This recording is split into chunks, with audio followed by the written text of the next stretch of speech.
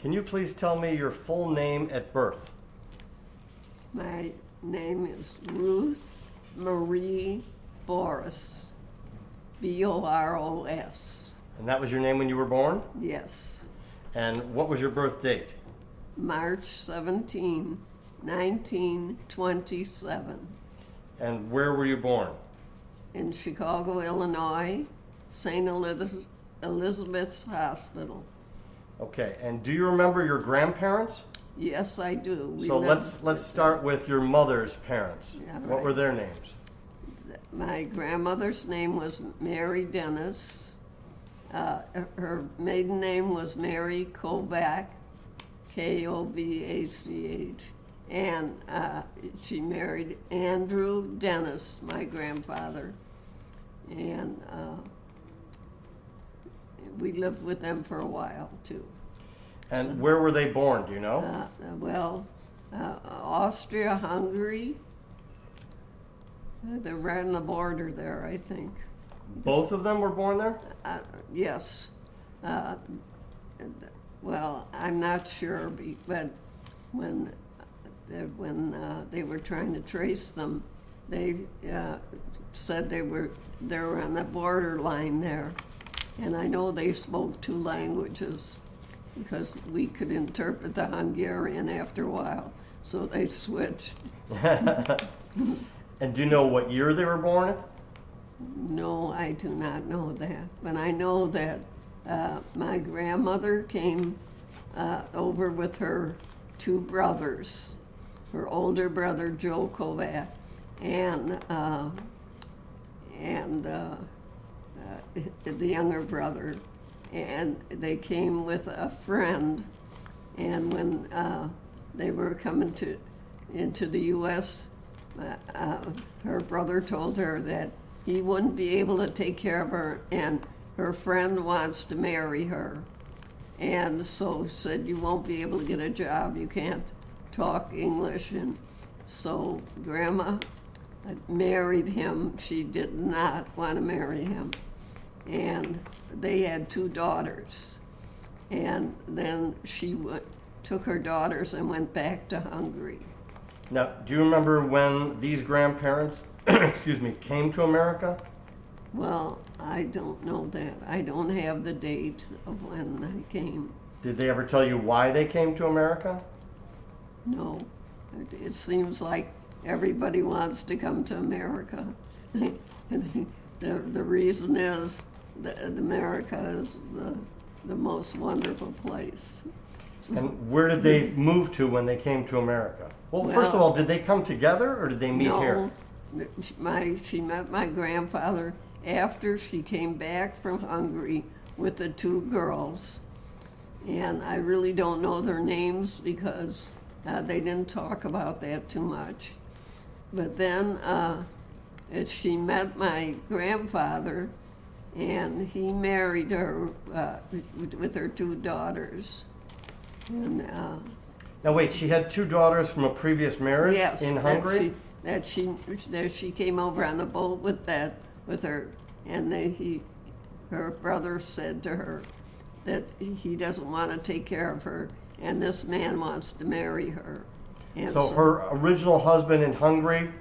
No. What happened? Why did they? She married him in this country. They came over on the boat together. The first husband? Yes. They came over on the boat? Yes. With two kids? Yes. And then what happened? No, they didn't have any kids. They had the kids here. They came over the boat. They weren't married until they landed here. Okay. And then he married her.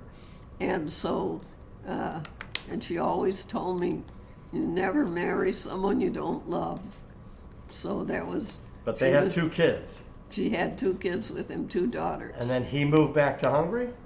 Well, I don't know what happened to him, but she left him after and went back to Hungary.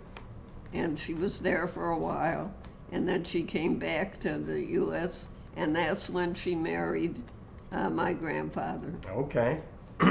And where did they live in America? Well, they lived in several places. I think Cleveland, Ohio, and then they wound up in Chicago. And did you know them? Did you meet them? My grandparents? Yes. Yes. And what were they like? Describe them to me. I love my grandmother and my grandfather very much. I was very close to my grandmother, and she couldn't speak English, but we communicated very well, and so. So she did not speak English very well? No, she did not speak. Did she speak any English? She could speak a little English. So how would you communicate? Well, I kind of could understand Hungarian after a while, because we lived with them. I'm getting ahead of my story, but... Okay, so what jobs did they have when they were in America? Well, my grandfather worked for the Nickel Plate Railroad. And what did he do for them? Well, I don't know whether he was on the line or what, I don't know, but I know that he took his lunch and walked to work every day. He's a very faithful, wonderful man, Andrew Dennis. And what kinds of things would they do with you when you were with them? Well, first of all, my mother got married when she was 16 because they moved to... Well, wait, I don't want to jump to your mother yet. I want to stick with your grandparents first. Okay. So when you were with your grandparents, what kinds of things would they do with you? Well, Grandma had diabetes, but she could bake the best. In fact, they were Seventh-day Adventists in their religion. And of course, us living with them, we went to the Seventh-day Adventist church. Because, and so they, after church, all the people would come back to Grandpa's house because Grandma made all these bakery things, but she could not eat them because of her diabetes. But they were so good, and she's great. My little grandmother, love her. Were your grandparents loving? Were they touchy-feely? Did they kiss you? Grandpa was kind of, reserved. He was reserved, but he put up with us. There was 4 of us, and my brother was pretty wild. And my brother was punished and put on the steps, and there was this thing of shoe polish there. So my brother made it like a snake with the shoe polish on the wall. And then when Grandpa was going down the basement, he thought it was a snake and hit it with his hand. And so I remember that story very well. Grandpa was pretty upset with my wild brother Bill. Was your grandmother more huggy, touching feeling? Well, Grandma was kind of, because I loved her so much. Yeah. Any traits that you feel you have because of those grandparents? Well, anything you learned? Well, they always accused me I couldn't keep a secret. Grandma could never keep it. See, she would say, "Dearie, I'm not supposed to say, but she said this. Don't tell." and so they always told me I couldn't wait for Christmas to tell the presents. So I kind of have that with Grandma. I don't like to keep secrets. I like everybody to know everything. And how long you said you lived with them, or they lived with you? We lived with them. For how long? Well, I think I must have been maybe 4 years old when my parents, when my dad got into trouble with gambling, and we were thrown out of our place, and and when he had the money, everything was good, but when he didn't, everything was bad. So after a while, after we got down to the bottom, I think, well, they said when I was 6 months old, it threw us out in the snow.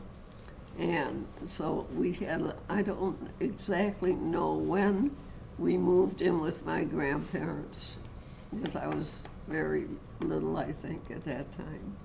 So naturally, that was the end of my father because they didn't want to have nothing to do with him when we lived there. So when you were kicked out of your home when you were 6 months old, your mother and father got divorced? Well, my mother, and she would always take him back.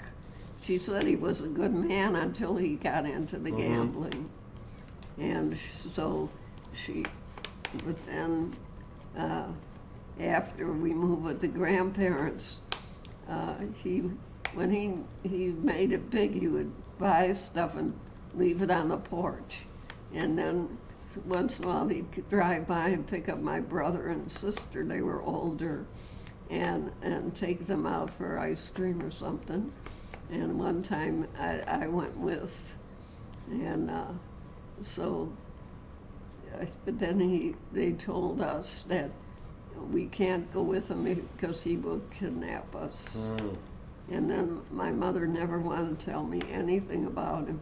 Every time she would cry about it. So we couldn't, to this day, I always wanted to know about him. But I'm still searching. And, but anyway, that was the end of when we moved in with grandparents. And how long did you stay living with them? Till you were how old? Well, then after my mother remarried, and then we moved in our own place. And how old were you? Well, I think I must have been about 6 or 7. I think I was about 7 years old. Okay, so we'll get to all that in a second. Yeah. Tell me, Mary and what was her husband's name again? Andrew. Mary and Andrew, how did they pass away and when? Well, Grandma died just before I was getting married. And the year I got married, that was 1952. And Grandma had been in the hospital, and I used to, on the way home from work, I would stop in the hospital and feed her and brush her teeth and comb her hair, and on my way home from work. And then they put her in the nursing home, and my mother and aunt, they got in a big thing about it because they wanted my mother to take care of them. Mm-hmm. But they had lived with Grandpa almost all their life, and Grandpa had really footed the bill for that family too. Grandpa was just too good.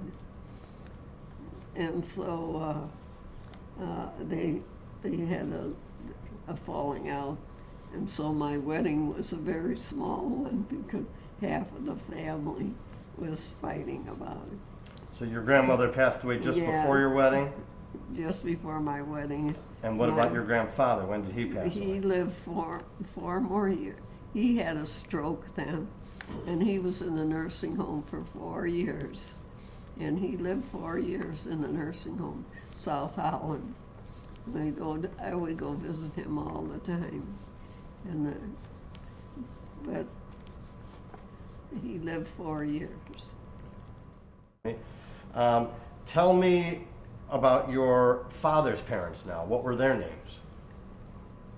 I know that my father's name, his father's name was George Boros also, and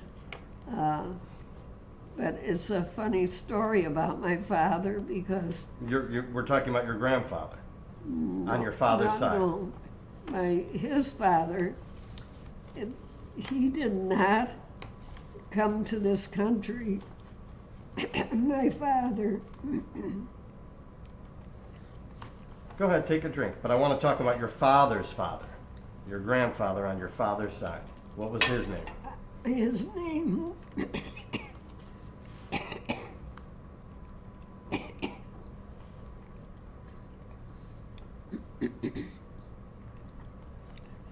was George Boros also. And what was your father's mother's name?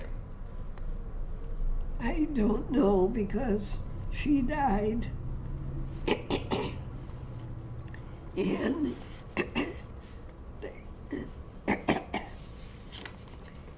an aunt and uncle raised him and brought him to this country when he was 1 year old. George you're talking about? My father. I want to talk about your father's father. Well, I know his father's father came to this country without him. Okay. Left him with the aunt. And was he married? Where did he come from? What country? I think I think he's lived in Hungary. I don't think he came. Well, he did come to this country. The father, yes. And his father came to this country, but from what country? from Hungary. And do you know when he came to this country? No, I don't know that. And did he come with his wife? I think the wife had died Okay. because they left the baby with aunt and uncle, who was my father. So this grandfather, George, he came to America. Where did he live? I don't know. Okay. Do you know what job he had? No, I don't know very little about, like I know very little about my own father. Okay. Did you So ever I meet don't- your grandfather, George? No, Okay. never met him. So you had no contact with him. So Yes. do you know when he died or how he died? No, I Okay. don't. And nothing about your grandmother you don't know? No, Okay. I think she died in Hungary. Okay. So then let's move on to your parents. What were your parents' names? My mother's name was Irene Dennis. Okay. And your father? My father was George Boros. So your father and his father were both named George. Yes. Okay. Was your father called George Jr. or George the Second or anything? I don't know. I know hardly Okay. anything about him. And do you know where your parents were born? Not for sure. I don't know where my mother was born in 1907. And you don't know what country? No, I don't. And your father, do you know what year he was born? No. And you don't know what country? But I think he was 4 years older than my mother. Okay.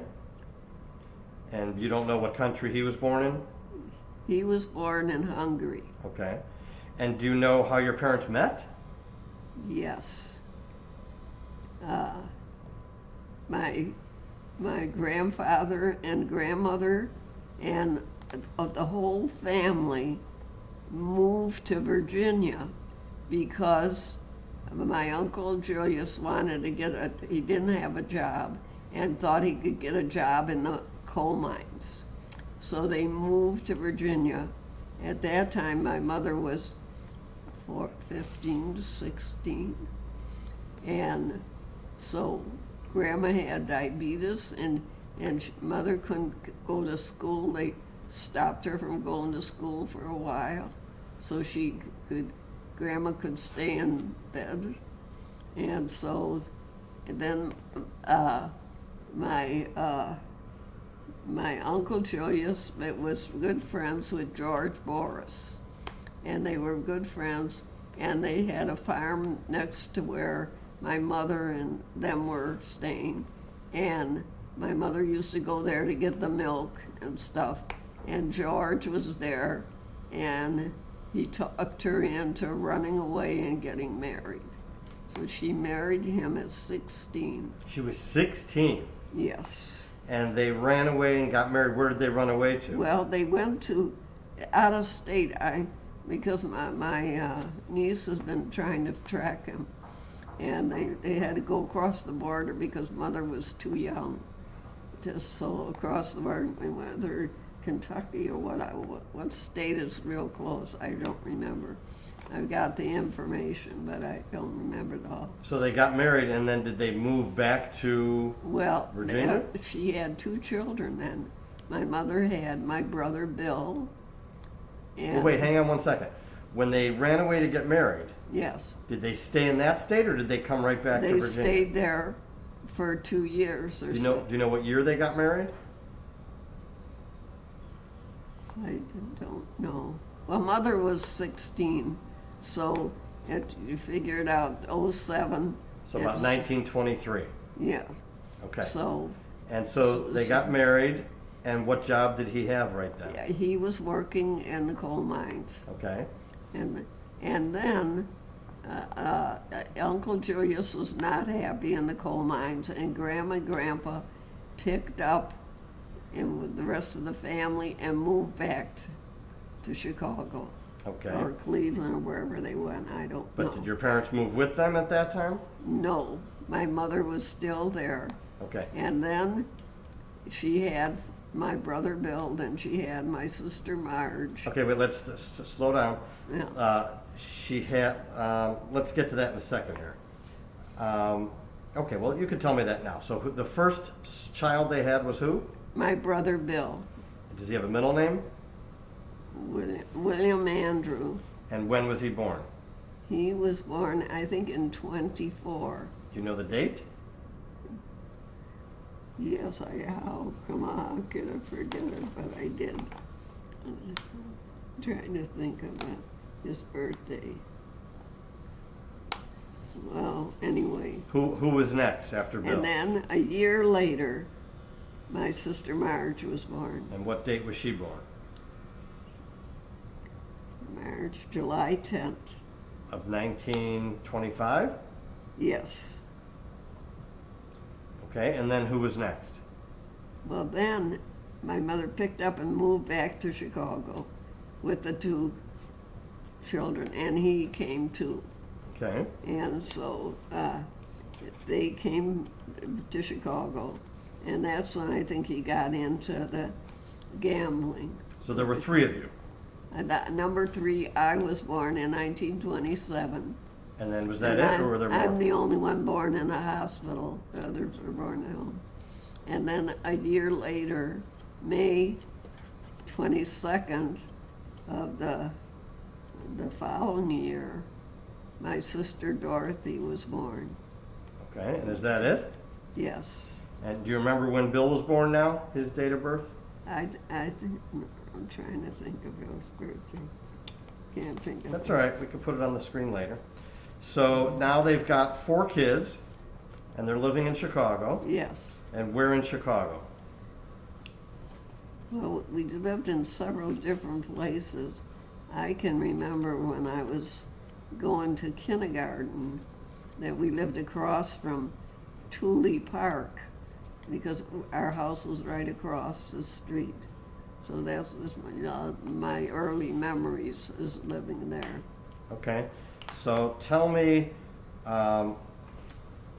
describe your parents. What did they look like? Oh, I thought my mother was the most beautiful woman in the whole world. Yeah, I still think that. And she was very kind and sweet and loving. And I didn't hardly know my dad at all. I didn't hardly know him. And so, How old were you when the last time you saw him? well, I think I was about 5 or 6 when he picked us up in the truck. And I remember that very well because he had a pickup truck. And Marge was in the front seat and Bill, and I had to sit on Bill's lap. And I had my hand on the door, and the door slammed on my thumb. So that was a painful experience that I don't forget. And so, and after that, my mother said, don't go with them. And then I was always afraid I was going to be kidnapped. So was that the last time you saw him? Yes. And do you have any memories of him before that? Not very much. Is there any that you remember? No, I can't remember anything about him. That's what hurts. You know, I would have liked to known. Now, my Uncle Julius stayed friends with him all, and he would, they'd get together, but my Uncle Julius sent a picture of him when he was in the coal mines, you know. But my mother didn't want to hear one word, but she'd start crying. And so she'd always say, well, now you want your father. Now after I struggled raising you. She was 21 and had 4 kids, 4 children, and everyone said put them in an orphanage, you know, because what are you going to do? It was a depression and everything. And my mother said, it's only a crust of bread. We're just going to be together. We're not going to part. So. Did your older brothers and sisters ever tell you anything about your dad? I mean, they might have had a few more memories. Well, maybe they remembered him taking them for ice cream and stuff. Marge and Bill remembered more, you know. And because I think he picked them up more often, you know, because I was probably in the house with younger. Since you don't have very memories of your father, tell me about your mother. Was she a huggy, touchy-feely kind of person? Well, she was good. She'd read us stories, and she'd hug us and read us stories. I remember her reading stories, what One Lie did, and all those stories. But of course, there was something with me that I was born in St. Elizabeth's Hospital, and my mother always said they gave me the wrong baby. I was different. I was a dreamer, and reading. I couldn't stop. And my mother was a cleaning. Everything had to be clean, clean, clean, clean. And my sisters picked up on that. They were good cleaners, but I lacked in the cleaning department. Now, at a very young age, your father left, and your mother had these 4 kids. Did she have a job? What? At a very young age, your mother had 4 children and no husband. No. Did she have a job? She did house cleaning. She went out to clean house. So when she went to clean houses, your grandparents were watching you? Yes. And so she was able to support you with the help of your grandparents? Yes, but I think later on she went on to the relief. So. Which is like welfare? Yes. Right, okay. Did your mother have any interests or hobbies? Always cleaning and I remember in school, I remember waking up at night and seeing her by the ironing board, ironing a thing. And in school, the teacher made me get up on a box because she said, look at that dress. And she said, it's perfect. And look at that, how perfect that dress is. And you know, because my mother didn't have much, but what she had, she made beautiful. And so I remember that I was maybe in about 3rd grade or something. And so my mother was very caring. And, but like I said, she tried to make me into a more aware person or something. And I was a kind of dream world reading and escape artist. And you don't know about any interests or hobbies your father had? No. My father did work for ice cream company. He worked in refrigeration. And how did you know he had a gambling problem? Did your mother tell you that? Oh, yes. Do you know what he was gambling on or where? They played cards. So he played cards with friends? All the time. And that's where he was losing the money? Yeah, and that's why my husband was working at this company, and there was a George Boros there, and he had a brother William, and I know that my mother said my father had a stepbrother, that William. And the father remarried again, and so he had a William. So I thought it might be my father, but my husband said, he said to him, I'm married to Ruth and Boros, and she never knew her father, and he said, is there some possibility that that you could, and he said that he never talked to he never talked to people in the company, just his little group. And he said he didn't say yes and he didn't say no. He just after that he always said hello to Bill, and I was dying to see if that was him, and I never had the chance. I do know that this person died in 1974. That was the same year my brother died. Now, when you last saw your father at 4 or 5 years old, did he ever try to contact you, send you a letter, a phone call, anything after that? No. That was your absolute last contact. Yeah, but my mother said he'd put things on the porch when he made money. He'd buy little coats and things that he thought. Yeah, and she said he used to write poetry to her and that, but that's all, you know. Do you remember what your feelings were at the time when he wasn't around? Well, yes, you feel like a lack, you know, and I felt sorry for my mother. And then when my mother remarried, it was not a happy marriage. So tell me about that. When did she remarry? I'm not sure of the year because I don't know. Well, how old were you roughly? I think I was about 7 years, 6 or 7 years old. I was going to Burnside School, I know. And so... what was his name? His name was Stephen Bero, Bero, his last name. And do you know how she met him? At church. They went we'd all go with Grandma and Grandpa to the Seventh-day Adventist Church on Saturday. And you said he was mean. How was he mean? Well, Ellen kind of says too, but he never had kids. And I have to admit that we were not, my brother especially was really a wild one.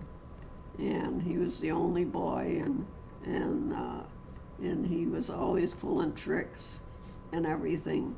And, well, he would go after him and beat him.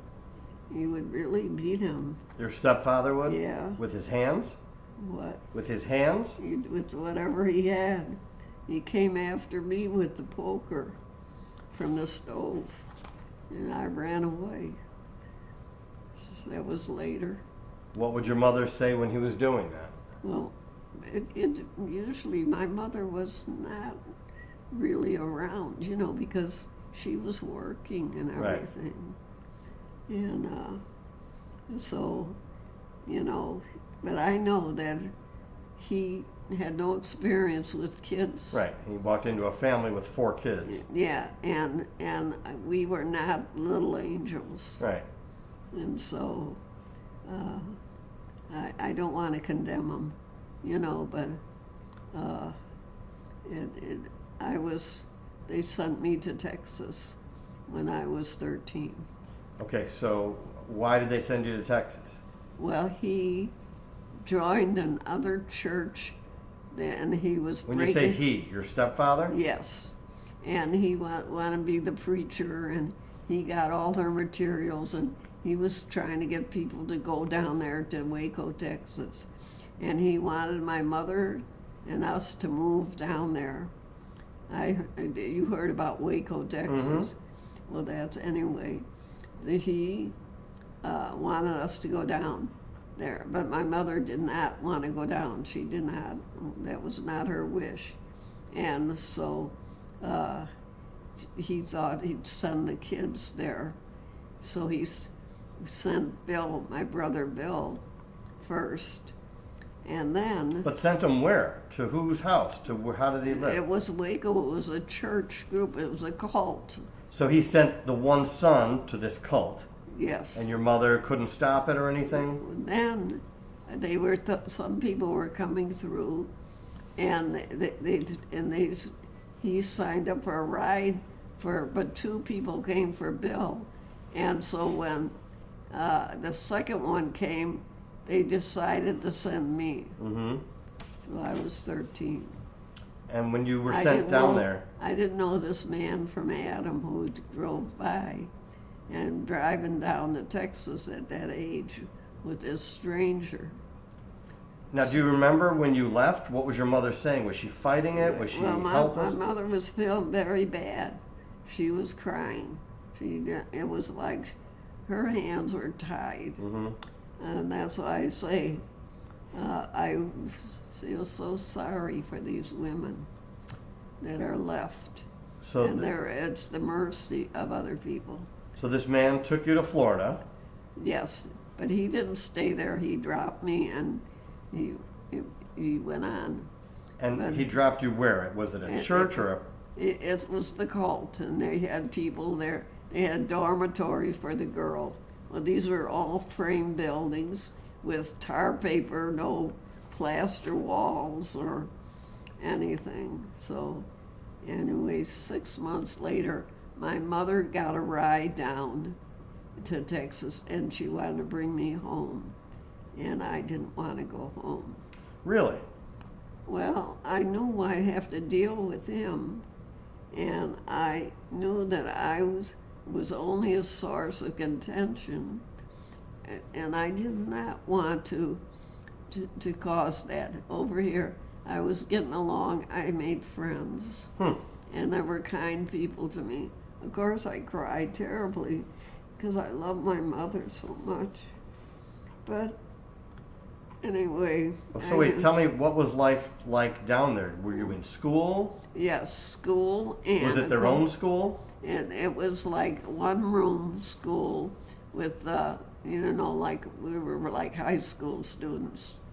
And there was about 15 of us in there. But it was this cult school. It was not a Yes. public school. No, it was cult school. So did you live on that facility every minute? You never went out anywhere? No, it was the hill.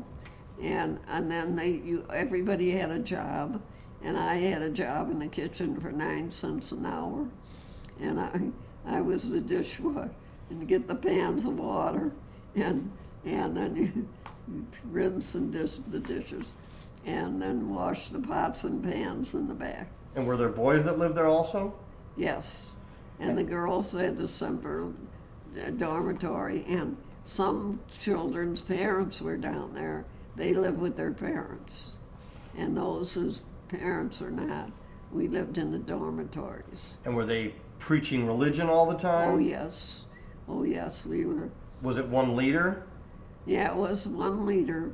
He was the prophet Howdif. Do you remember his name? Yeah, Howdif. Howdif? Victor Howdif.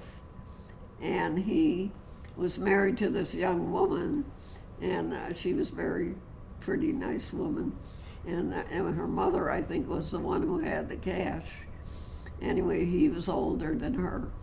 And so then he died, and she took over. But she made the mistake of predicting when the end of the world would come. So the date came and went, and so did she. And so then another one took over, and he was a bad one. If you remember, it was in the papers. They burned down the. Oh, you're talking about David Koresh. Yeah. Right. Yeah, that was. So it was that same cult that you were living in? That was Wow. where I was living, but I didn't want to come home. But my parents, they came down with a trailer, and they're leaving Marge with me, because my mother did not want me there. Well, my brother got in trouble and got sent home, so he was there. Mother did not want me there alone, and so Marge came down, but it only lasted a month. Marge wasn't going to put up with that at all, and said, "Send money. We're coming home on the bus." And you both left? Yes, I. And they let you go? They didn't fight it or anything? No. And Interesting. So you came back, you're what, still 13, maybe 14? No, I'm 15 and a half now. Well, how long did you live down there? Almost 4 years. Oh, really? Yeah, till from 13, 14, 15. I was 15 and a half Okay. when I came back. And so then my stepfather had a job in Aurora, so he wasn't home all the time. But that one time when he was home, and I stuck up for my sister Dorothy, and he said, "What's it of your business, you know?" And that's when he came after me with the poker. But he didn't catch you. He didn't catch me, but I was running down the dark alleys, and they said he came on a bike to try to catch me. But I ran all the way to my grandmother's house. I went through alleys. I didn't want him to find me. And then how long was it that he still stayed with your mother? Well, he stayed and he died. He died in, I can't think of it. Well, how old were you when he died? Well, I was 17 at that time. Okay. But when I came home from Texas, he says, either you go to school or else you get a job. And I did not want to be beholden, and I got with a permit. I started working full time, 15 and a half, and I went to night school, Hanger, and that. And so I was happy to be working, and I did the best I could with going to night school. I did take, took a couple of college courses, but I did get a thing in, I got a theology thing, so, because I was always into religion. All right, wait, we're gonna get to that. I wanna go back for a Away second. from that. Let's go back to your siblings. Let's start with the oldest one. Who was the oldest again? Bill, And what was he like as a little kid? he was always pulling tricks. He was always in trouble. And he, especially me, and I was gullible. And we all had a week of dishwashing. And if you reported somebody, you had to do your dishwashing. He was reporting me he never washed a dish. He was reporting me. I didn't even know what I was. At the library, I was home because I was reading all the time. And I was only supposed to get 3 books a week, but I would take out 6 and leave 3 in the wood box outside the door. And so he reported on me. I get his, and he would report every kind of crazy thing. Didn't wear your galoshes, and so he was very, and he would surprise packages. He would wrap something up and said, if you give me a penny, you get this, and sometimes it'd be a lump of coal or something wrapped in there. So he was always doing something. He was very neat and precise, and his drawer was kept so neat, and he got a job working as when he came home from Texas, working for Pullman. They were building airplanes, and so anyway, when it came time to the war, my stepfather already died, and it came time he wanted to enlist so he'd get in the Air Force, and my mother would not sign up for him. And so, but anyway, he told her, well, you don't want me dying in a foxhole. And she wouldn't sign. Anyway, he got drafted, but got into the Air Force anyway. So he was a mechanic and a gunner, and the tail gunner on an airplane during the war. And my mother cried every day for him. So. And what happened to him? Did he get married, kids? Yeah, yes, he came home when my stepfather died. He came home for that, and he went to get his photos taken at Goldblatt's, and the the girl who took his photos just fell in love with him, and so they wrote together. And before he came out, she had the marriage things going. So he married that girl? He did. He did. What was her name? Kay Noonan. And did they have kids? Yes. How many? They have two. They had one miscarriage. She had two. And who are the two kids? They're my dear godson, Bill Jr., I think, Bill. And so Bill Bero, he kept a stepfather's name. And who was the other kid? And that Sharon, my niece Sharon, my beloved Sharon. I love them very much. And is your older brother still alive? No. He died in 1974. How did he die? He was 50 years old. He had a brain tumor, but they think he got injured. And on the plane, when the Bombay door didn't shut, and he was working on it, and the handle came back and hit him in the back of the head, and they thought he thrown out of the plane because they couldn't find him. He didn't come to till about I don't know, after they landed the plane, and so that blow to the head, I think, had some effect. And but he died. He was 50 years old, Okay. 1974. Okay. Tell me about your next oldest sibling. What were they like as a little kid? Marge, Marge? my sister Marge, just died a couple of years ago now, and she had cancer. But I miss her very much because she was my connection to everybody. You know, and my sister Dorothy died too, but she was the youngest one, and she died before. She was 74 when she died. Wait, so tell me about Marge as a little kid. Marge, as a little kid, was a troublemaker too. She was, Go ahead.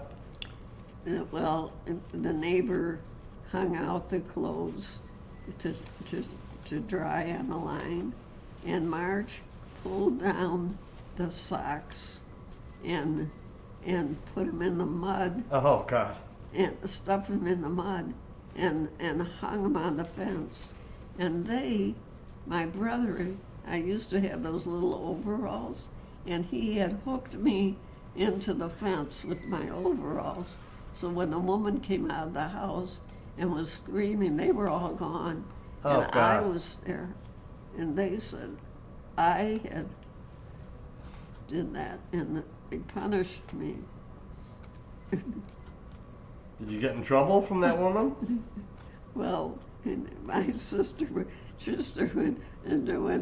taunt the woman, you know, and then my aunt told her, say, tell her to go suck on a lemon.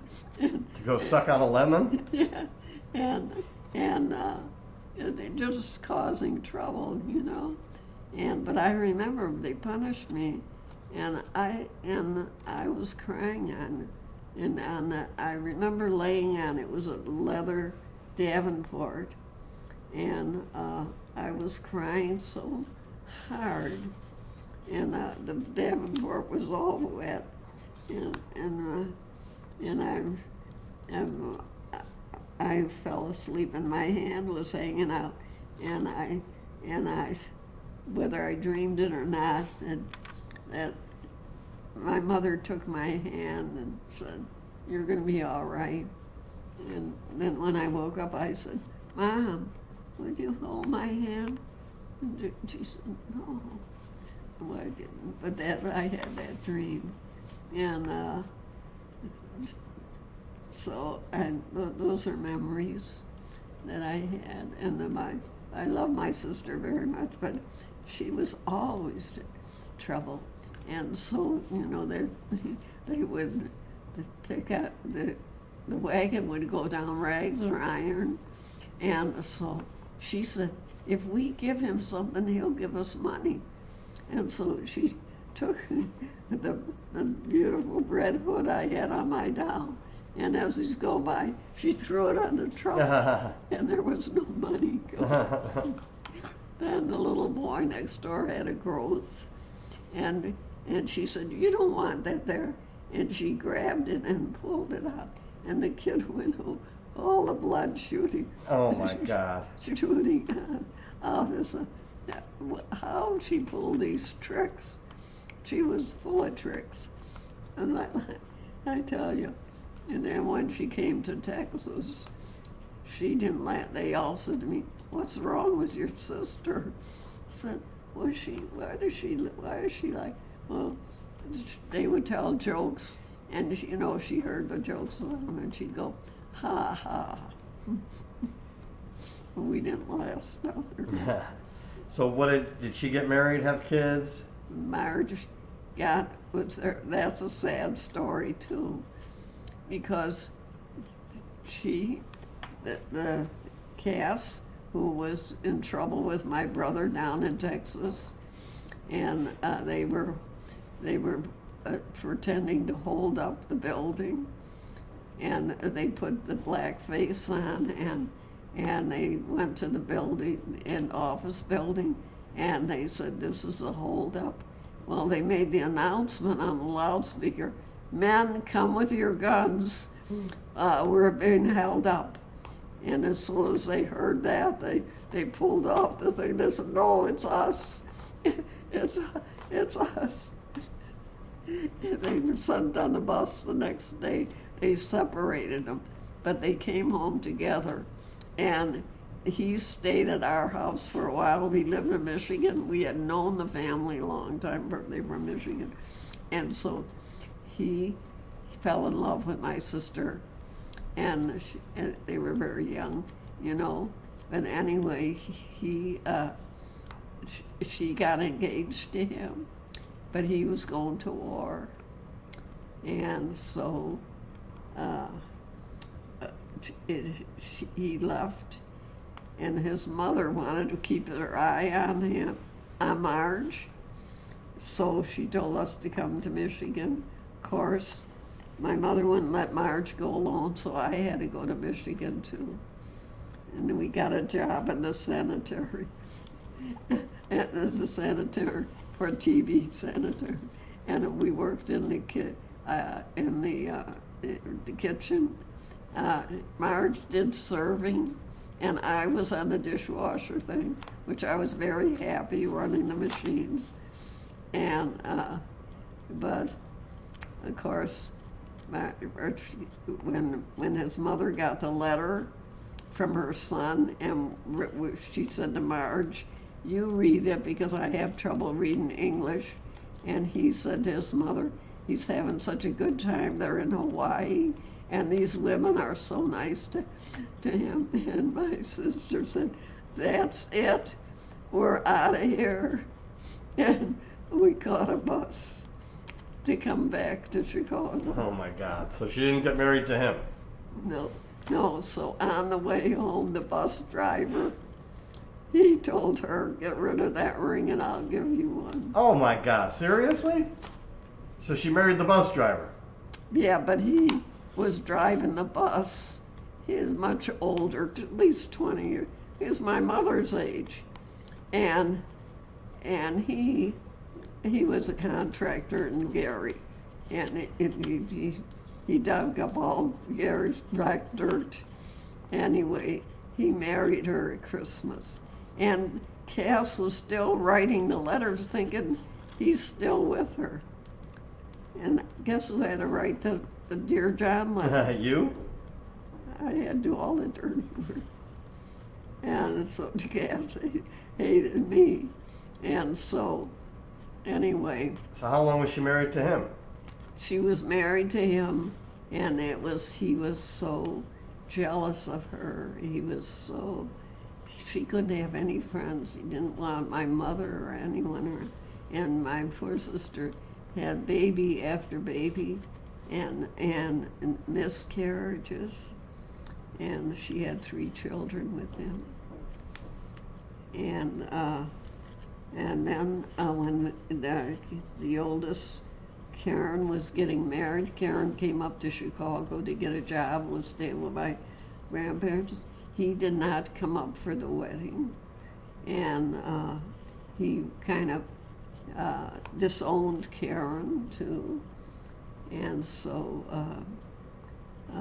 then he told, when Marge went back to Florida, he told my mother that Marge's a mental problem and he's thinking of putting her in an institution. And so they said, Marge, you got to get away from him. You got to get away, because he was the sheriff in Daytona Beach. So she got divorced? Yeah, they got divorced. And what were her kids' names? The oldest is Karen, and then comes Russell John, and then Dale. Okay.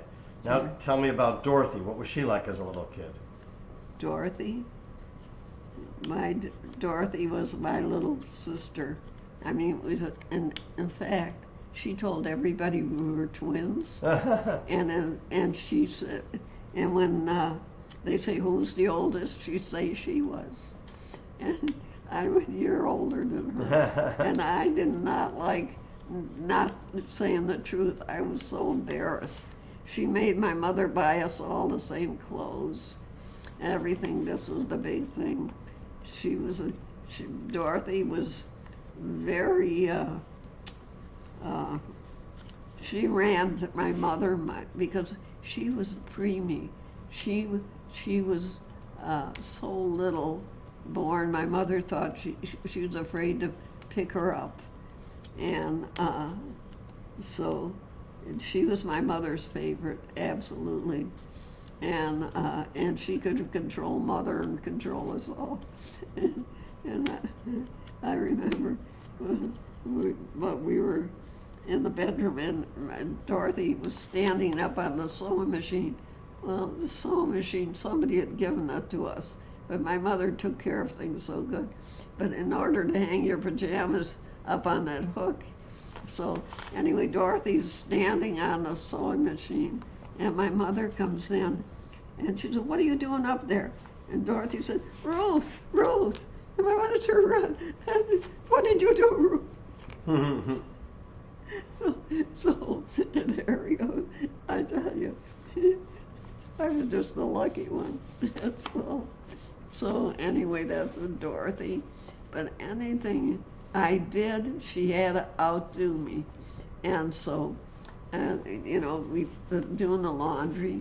And of course, I have to admit that I do have a terrible vice.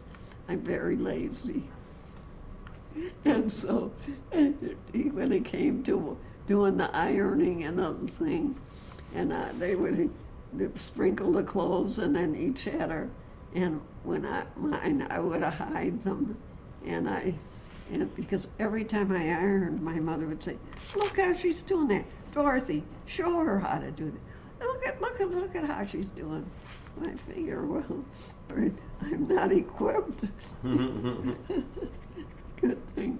So that's against my religion to iron. When PermaPress came through, I told my husband, buy a lot of that stock because I'm all PermaPress. So did she get married and have kids? Yes. Dorothy got married. To who? She got married to Otto Jankowskis, and he was older than her also. And my mother was very upset because she called his mother and said, "What's going on here? My daughter's so much younger, and he had psoriasis." She said, "Your sixth son is marrying my daughter?" And Mrs. Jankowski said to her, "Control yourself, control yourself." Anyway, Dorothy married him, and she had 2 children. Well, first and he was such a good guy. Who? Otto Jankowski. He was such a good guy, and he did anything Dorothy wanted. Whatever she wanted, he flew. He did it. He'd get up before going to work, go to the bakery to buy rolls so she could take them to her friends at work. And he, get up an hour early and do this and do everything. And my husband says to me, well, I know Otto. don't expect. But he did everything that she wanted. And did they have kids? They had Linda. I love Linda very much. She's tracing family and everything for me. So, and she loved Grandma. She called my mother Sugar Plum Grandma. And my mother loved her very much. Lynn was like the favorite. And so then she had a baby, Carol. And then, this was before we got married, Bill and I babysat the baby, and the baby was spitting up all the time. Well, anyway, the grandma had put the baby in a playpen, and then when my daughter looked in the playpen, the baby was all blue. The baby died. So that was a terrible, terrible shock. She let out such a scream when she saw that. And that was a terrible thing. And the mother-in-law said that she should not have any children because Otto cannot afford children. But anyway, she got pregnant again, and she had Joe. And Joe's he's a giant of a man, 6. So he's a very sweet boy, and he's married too. And Lynn is married, but Lynn had no children. And so that was Dorothy's children. And I don't think we mentioned Marge's husband's name. What was his name? Marge's husband, Russell Millen. Oh, okay, maybe we did. So let's go back to the very first home you can remember. What's the very first home you remember living in with your parents? The very first home was that house by Tinley Park, Tooley Park. Do you know the address? No, but Tooley Park, it was by South Park Avenue. I know that it's not far from South Park Avenue, and then I used to walk to Burnside School. This is in Chicago? Yes. And was it a house or an apartment? It was a house. Can you describe the house? I don't know how many people lived in that house. If my father must have been living there with us then. Do you remember that house at all? Yes, I remember there was a tree, a snowball tree I called it, in front of it. And Mother would put the tub out for us to play in the water in the summer. I remember that. Do you remember how many bedrooms? What's that? Do you remember how many bedrooms?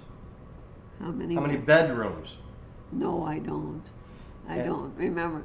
I just know that I came to that house, and I remember walking to it and to school and everything. Do you remember if you had a refrigerator? Well, I think we all had icebox. I remember icebox. So describe to people who don't know what it is, what was an icebox? Well, it was a shelf on top, and the ice there, and then the ice would melt, and you'd have to get another chunk of ice, and the iceman would come by all the time, bring the big chunk of ice. And you didn't have any air conditioning for sure, right? No, we So did what not. would you do on a very hot night? No. Well, then when we lived with my grandparents, I know that it was a very nice bungalow, and the basement was whitewashed, and they had like a little kitchen down there, stove and everything. And in the hot summer, we were down that basement all the time. And so I remember that house very well. I don't, other than that, I don't remember. Do you remember the address of that house? That was 94 something Rhodes Avenue. It was almost near 95th Street. Okay. You go up the hill would be 95th Street. And what was the very first school you went to? What was the name? Burnside School. And how far was that from the house? Well, that was it was from 95th, it's to 91st, I think is where the thing is. And we had to walk under the viaduct to get there. And that was, somebody walk with us. A girl would walk with us. My mother had someone walk with us. And did you walk to school every day, the winter? But yes. Did you come home for lunch? No. So you brought your lunch? Well, and then you get the nickel lunch at school.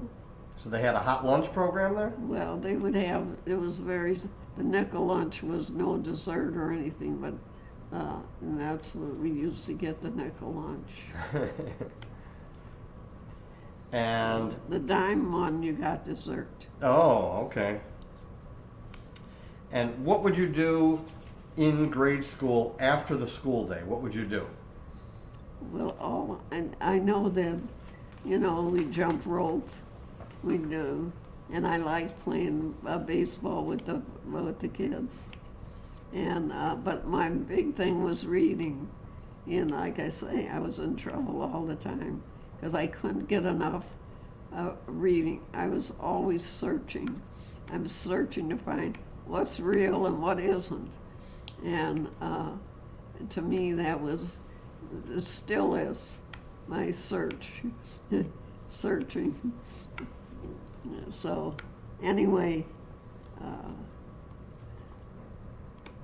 those memories of Dorothy and Marge and Bill, they were very important. And siblings are the most wonderful thing that you can have, because after your parents go and everyone, you get so close to those siblings. It's like you're seeing your parents and them. So I'm so grateful that I had siblings. Tell me about your religious upbringing. How did your parents raise you? Well, we went to the Seventh-day Adventist Church, and we had to say a Bible verse, and we had to get up in front of everybody and say this Bible verse. And and I remember the one time we got up and Dorothy started giggling, which she's going laughing, and then of course it passed on to me, and we couldn't say our verse. Mm-hmm. And we came home and we had to stick out our hands and get it punished for the thing. Who punished you? My stepdad. What did he hit you with, a ruler or a stick? Yeah, ruler, yeah. Hold out your hand. But Dorothy, she giggled at the drop of a hat. So anyway, and those memories. And then I remember they had a sandbox and with the story of Jesus. And then that wasn't enough. My mother wanted to keep us occupied during the summer. So we would go to the other Protestant churches on Sunday. She'd take us to Saturday for that, and we go to the Protestant churches. So we were getting a lot of Bible reading, and which I always loved. I loved the stories in the Bible, and this was, to me, mostly I did reading, looking into religion, like, and so I remember the book I got from the library. Can't believe it now. Guess it was Pilgrim's Progress, and it was so dry and everything. But I read that book. I get that book all the time. Mm-hmm. And I when I went back later and said, what was I so fascinated with Pilgrim's Progress? But anyway, I loved that. Was very religious from the start, because I think about my own father. I say, I'm Father in heaven. Mother taught us the Our Father, and I would say that every night before I went to bed. And I really believe my Father in heaven loved me. He was watching me. He loves me. I'm very important. I'm his precious child. And so this was very important to me. This was my father figure is God in heaven. And so... So do you think, looking back, you were more into religion and more into your Father in heaven because your father was not around? Do you think that affected you? Well, I think that contributed.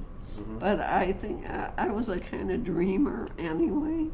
And I was so fascinated with the story about Jesus and everything.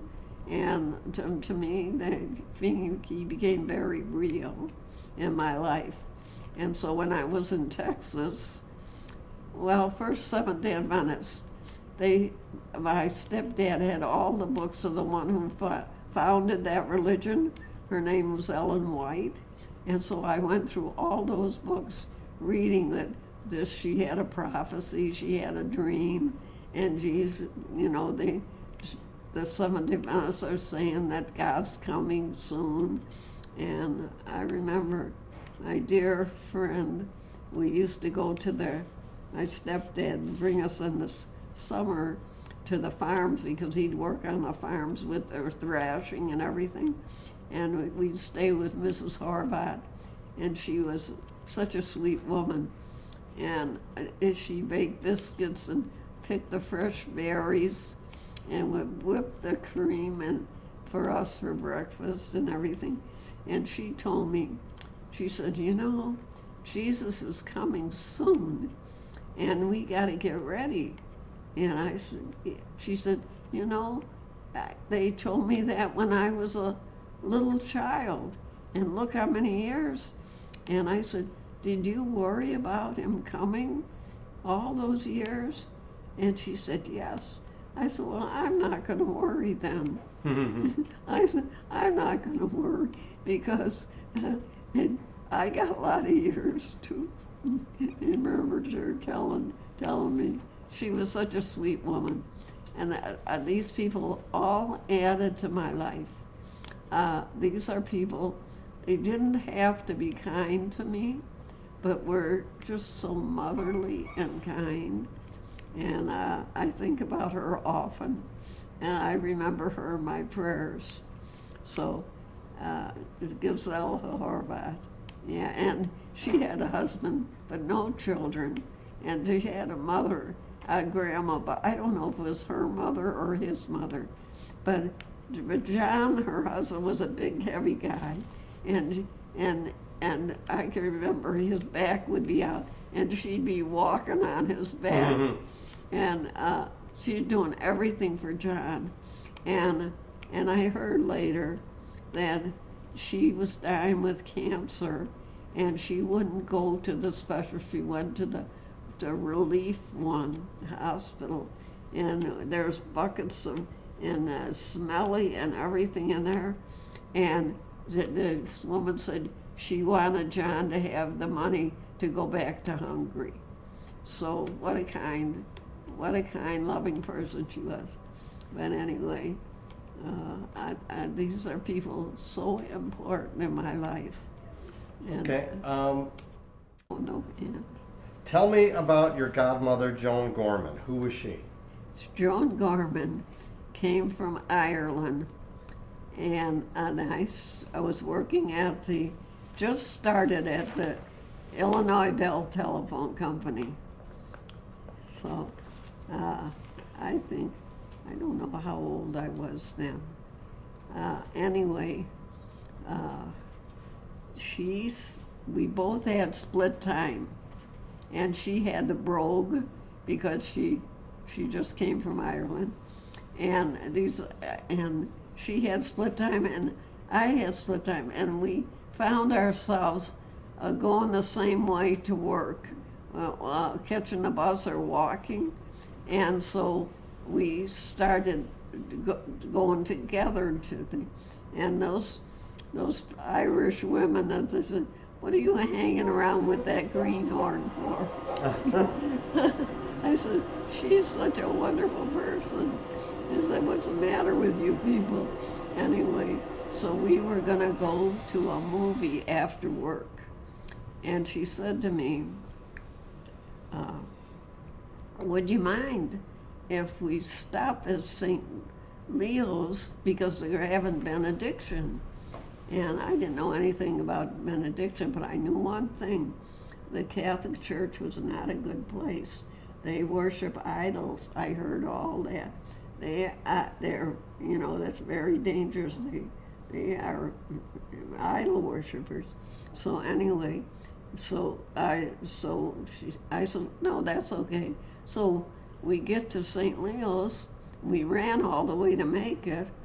And so then we get there, and I said, well, I'll wait here while you go in. And she said, oh, you won't come in. And I said, no. I said, I'll be out here, I'll wait. Oh, she said, well, then I won't go in. And she was so crestfallen. I said, well, I'll go in, but I will not look at those idols. I'll just be in the back.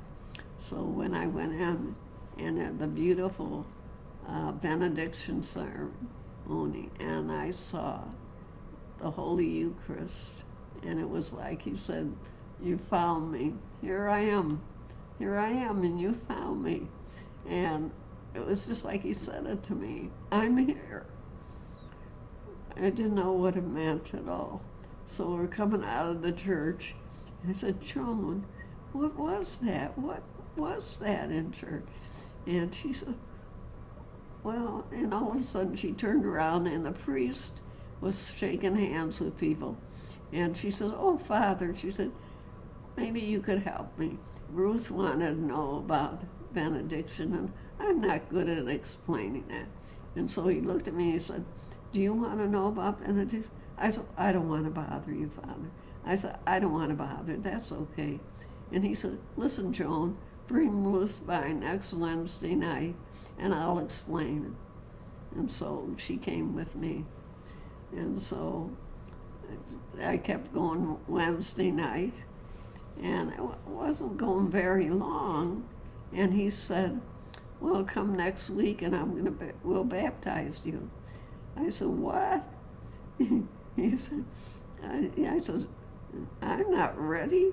He says, well, he said, what is the problem?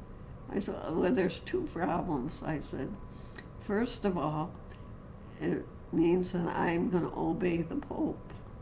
I don't know if I can do that. And another thing is, I don't want to go to confession.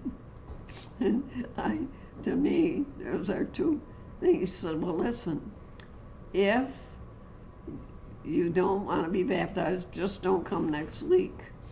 And then come the following week and we'll go over everything. And so then he had given me a rosary, and I have been saying a rosary all the time.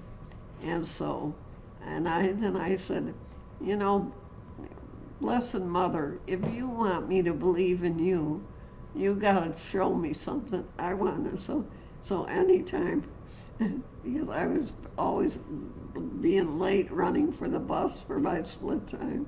So I would say, catch the bus for me, catch that bus. And by golly, she would catch the bus. The bus would slow down. I couldn't believe it, unless the bus driver saw this crazy woman running or what.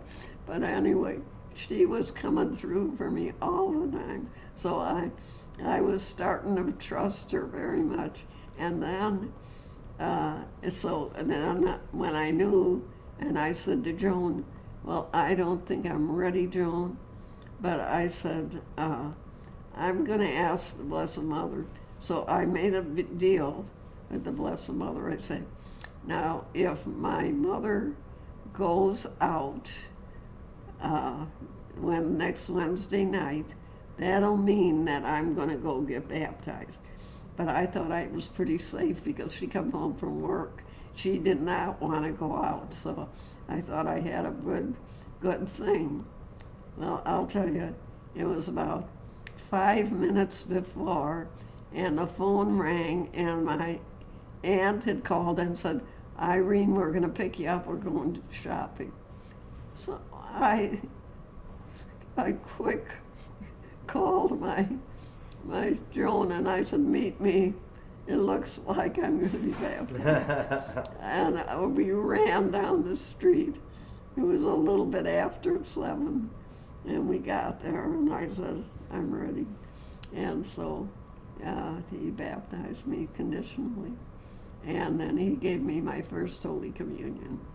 And so I said to him, I'm very fickle. I said, how do I know that I'm going to be faithful?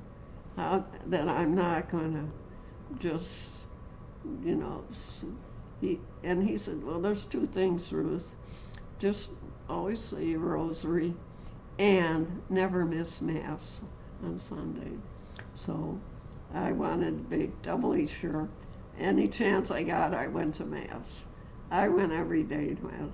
Before work, I go to Mass every day. So how old were you? It was 1950, so You were about I was 23? 23, yes. And so you officially converted at that point. Yes. Did your parents know? I didn't tell my mother. Ever? At first, I didn't. When I did, she just started crying. She said, all religions, and you have to pick. But guess what? She got married again to John. Well, John was a fallen away Catholic. He had married a woman who was not Catholic, and he was divorced from her, and so he never did go back to church. Although I prayed every day because I really liked John. He was more of a father than I ever knew, and he was so good to my mother, and so wonderful to her, and to my brother Bill, who only knew the bad father. He would call Bill and take him to the ball games with him and everything. Got very close with my brother. And when my brother was dying with the cancer brain tumor, he came up from Florida and sit by his bed and be with him. So he was so good. He was so good to all of us. So when did your mother get married to John? In 1950, the same year I got converted. Yeah. And how did she meet him? What? How did she meet John? Well, because he was the boss at work. Got it. And so we all worked there, Dorothy and I, we all worked for that Cole Publishing. And he was the boss in the back where we worked. And how long did they stay married? How long were they married? They were married till they both died. Okay. And you liked him? Oh, I liked him very much. He was very good to, well, mostly I liked how he was so good to my brother, because my brother, he suffered a lot, and not that he didn't deserve a lot, but still, you would like to see him have somebody that they loved each other very much. Let's go back to when you were younger. Did you celebrate Christmas in the house? Yes. Well, they didn't really celebrate Christmas, but my mother celebrated everything. See, it was a Seventh-day Adventist, but not to Christmas. But your mother celebrated the Christmas in the house? Yes, because we went to the Protestant churches. Oh, right. We did. So we describe did the whole thing. Christmas morning or Christmas Eve. What was it like? Yeah, we had Christmas, the gifts, your lump of coal, and it was really bad. And it was everything done to try to make Christmas good for us. Do you remember any special presents you received? Well, yes, and mostly it was clothes, because that was what we needed most. and there were little things that pens and things that they could afford. Did other relatives come over for Christmas? Well, not so much. Did you have a special meal? Oh yeah, Christmas was big. We had the turkey, or we had goose a lot of times, and that was a big meal. And who would make the food? What's that? Who would cook? My mother would cook. Was there any other special things she made that you loved? Oh yes, the Keefleys, the little cookies, and the dressing, the Hungarian dressing, and all those things, and the bakery things, all the cookies, and all that. Yes, Christmas was always big. But I know that in Texas it was not, and that they did not recognize Christmas. So. When you spent time in Waco, was there a specific family that watched over you?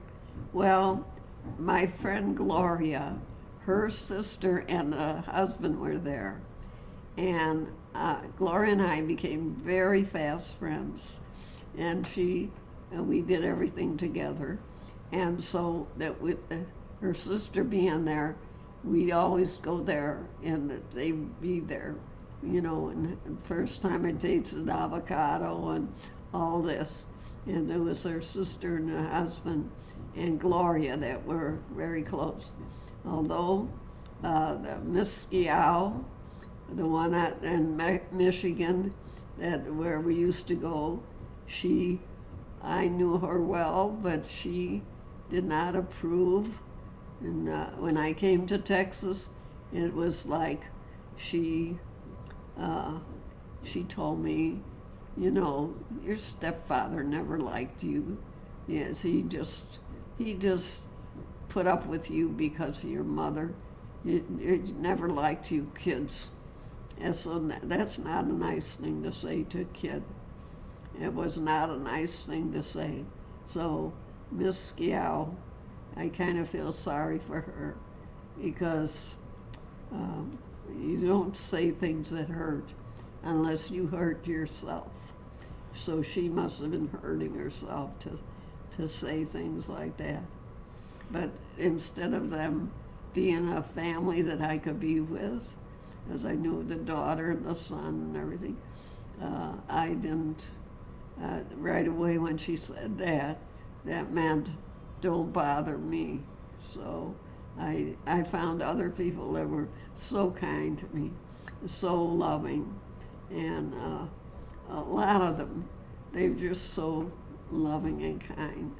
Now, when you left Waco, Texas, on the way home, your sister Marge spent all her money. Tell me about that. I had saved, I made 9 cents an hour. And I had saved in the years $60. And Marge had to buy souvenirs for everybody. Oh, God. And a cheap suitcase. And because I had long dresses that were not in style, we bought this cheap dress. And on the way home on the bus, it started coming apart at the waist. And I had to hold the two pieces together. Now, you called the place you lived in Texas a cult. Looking back, did they do anything to try to brainwash you? What made you say it was a cult? Well, I say it was a cult because that's what they had, these religious beliefs, and that, you know, it took it all like the revelation of what's going to happen, and all that, and this was what you were supposed to believe, and they tried to teach that, but to me, it just didn't, because I was too much already into Protestant religion, and I believed in Jesus so much and everything. And this thing was all predictions about the final end, and I'm not that interested in that so much as my own final end, that I'm in good shape when it comes. Okay, so what high school did you go to? What's that? Did you go to high school? Well, I went to Fenger High School, but it was night school. Night school? Did not go to, all I did was night school. Did you graduate from high school? I finally got my GED, Okay. yes. And- And then I took a couple of college courses, but because I was working full-time, I took 2 things. And I did, because I started going with my friend to Father Hardin, who wrote many books, the Catechism and everything. And he had the meetings all the time, and instructions and theology. And I took the course with him, and I did get that from the university, the course in theology, and did nothing with it, but that was a big part of my life, going Father Hardin. He died in 2000, so he was, and my friend Betty Sneda, and Mary Sexton. They were from church, Queen of Apostles, where we said the rosary after Mass, and we would go to these things when Mother Teresa was here visiting at the cathedral. We got a front row seat, and she handed me the miraculous medal, so I got to see her, and many things I would go with my friend Betty, and of course I had these children, and my husband Bill said, Betty's children are grown and yours are little, and you belong home with your children. And so I say, well, I won't go, but Betty said, well, I'll come by and toot the horn. If you can go, okay, and if you can't, then just wave me on. Well, every time she come and toot, Bill would say, go on. You can go. So anyway, I think I overdid kind of. What do you remember the first date you ever went on? Well, I think I didn't date anyone. I went on group things like the hayride or something like that, but I didn't go on a particular date with anyone until I met Bill. And where did you meet Bill? At the Trianon Dance Hall. And what was that? The Trianon was a big ballroom, and then on Thursday night they would have dance instruction. And I never danced in my life because it was against the religion. Huh. And so when Joan came here, she said, why don't we go to the Trianon? And I said, because I can't dance. And she said, well, they have the instruction. So we got together with 5 girls, and we went to the Trianon, and so this one night, the 2 Italian girls were sitting with somebody, and it was Bill, and so Joan and I came by, and they introduced us to him, and they said, this is Bill Murtaugh. And I said, oh, my cousin's married to a Murtaugh. I said, are you any relative? And he said, no, all our relatives are in Ireland, right? So anyway, we went on, and we were supposed to stand and wait, and someone would come along and ask you for a dance. Well, we're standing there a long time, and nobody's asking us. And then Gloria and her sister came by, and I said to Gloria, I said, what happened to the fellow you were with? I don't want to dance with the same one all night. And I said, who's fussy? And so, anyway, all of a sudden she waves to Bill and said, Bill, come over here. And he came over and she said, Ruth wants to dance with you. I said, I do not. I said, I can't dance anyway. So he's standing there for a while and he said, you know, he said to me, I can't dance either. Why don't we try it together? So that was it. And I went home that night and I told my mother, guess what? I met someone who was exactly like me. And my mother said, what do you mean? There can't be two like you. There can't be. And I said, yeah, he's just like me. I don't know why, but he had this kind of sense of humor, you know, like a little twinkle in his eye and everything. And so, anyway, the next time we went, well, anyway, he was very cross and he sees me and we kind of like, and the music's playing, you know, and so we did. And the song they played was Some Enchanted Evening. And so, anyway, but he didn't ask me for the first night he asked me for my phone number. And I didn't want to give my phone number out.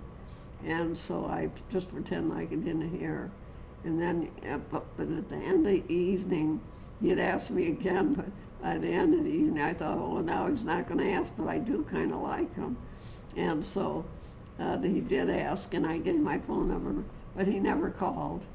And so the night he'd meet me there, we would dance, and didn't ask for a date or anything. We spent a whole evening together all the time.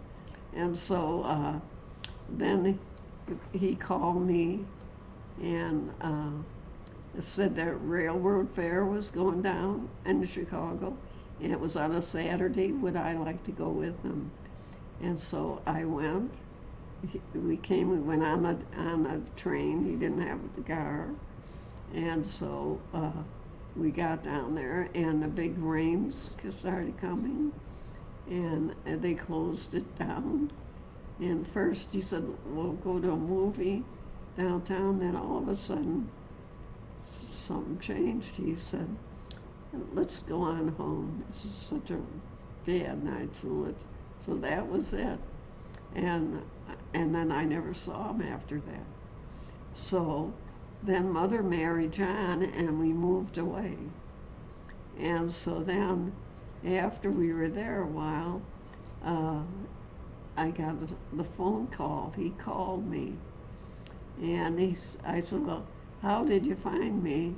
He said, I met your friend Joan in the bar, in the Irish bar, and I asked her what happened to you, and she told me, you know, that you moved and everything. And he said, I would like to take you out on a date. To go. All right, I'm going to pause you there for 1 second. Hang on. So where did you go on your first date? Well, trying to think. Well, he met me, I think after work. I think I worked, and we went on the train. We went downtown, and we went to what's that German restaurant in the basement? That's where we went. The famous place. And so I was so nervous I couldn't eat. And he said, boy, the guy who marries you, lucky, you'll have a very cheap food bill. Right, right. And so, anyway, then after that, Joan had some big formal thing coming up that she was going to, and invited us with her boyfriend to go to that. So anyway, he got his father's car, and we went to that. I had to wear formal and everything, and there was 6 of us in the group, this one group, and it was it was the Payless Park thing, I think, out there. So it was, so it was really a fun night and everything. It's the first time that I got hit with alcohol, and I never drank at all, and so I don't know if somebody put something in the drink or what, but all of a sudden I went to the washroom, and I got in there, and I'm laughing and laughing. So what is going on here? So I couldn't come out of there. I had to stay in there, so I wouldn't dare take another drink.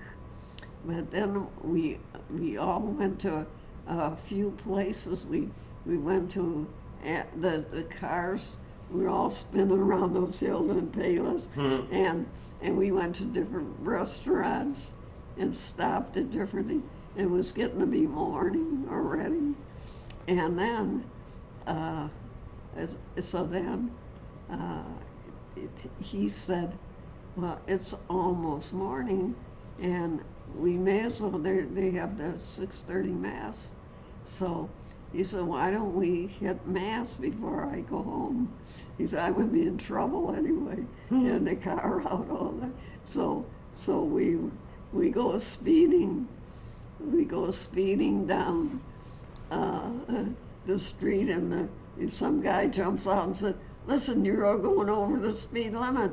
And Bill said, "Sorry." He said, "Could you tell me where the church is?"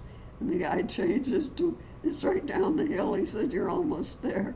And so we went to mass. So that we went to mass that morning, and he said he's going to be in trouble going home.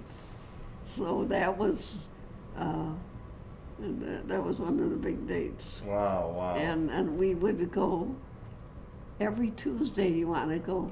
Well, guess what? He was in Little Flower Parish, and he was usher for they'd had a novena on Tuesday night.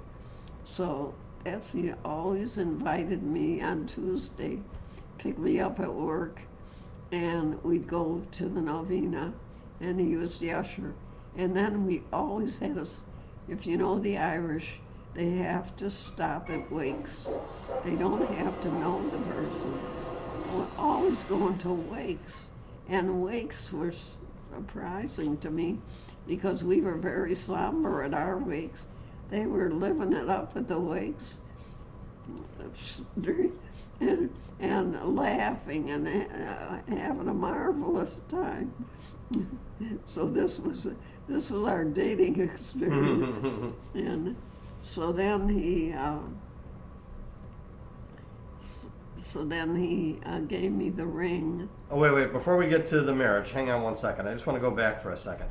Tell me about a few of your jobs when you were younger. What did you do at the telephone company again? I was a switchboard operator. Explain what that is to people who don't know. They had the cord boards, and so you would reach up and plug in here and plug in there. So if somebody called, you would take that phone line and plug it into the person they wanted to talk to. Yes. And is that the same job you had at Leo Burnett? Yes, but we went dial. Okay. And at the telephone company, when they went dial, out of their office, I think they didn't need many people. They sent me for opening up the new thing. I don't know why they picked me, but they did. And they only sent a few of us because it didn't take many. Right. So they trained me on the dial. And so then I came back then, and then we had both then. We had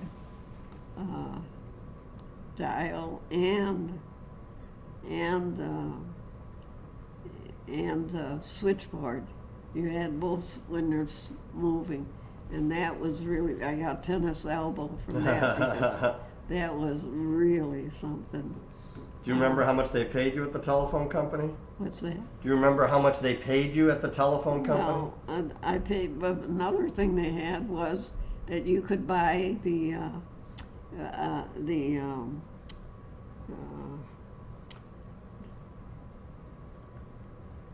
by the securities, the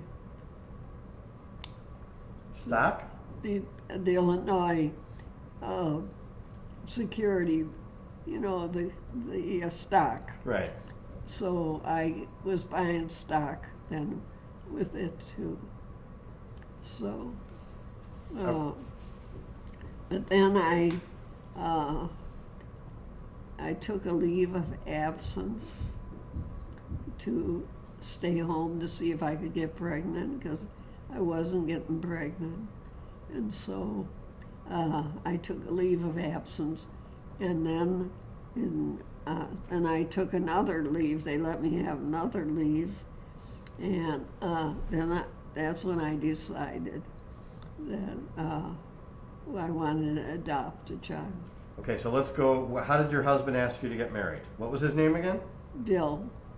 And how did he ask you to get married? Well, it was we were walking downtown, and it was winter wonderland. It was December 1st, 1951, and December 1st, and it was just a nice snowstorm. And we went in, he pulled me in the little store entranceway on Randolph there, and he got down on one knee, and he said, "You're not going to be cheated on anything." He said, "You're not going to look back and say, 'Never propose.'" He said, "I'm proposing. Will you marry me?" Yes. And when did you get married? We got married in 1952. What date?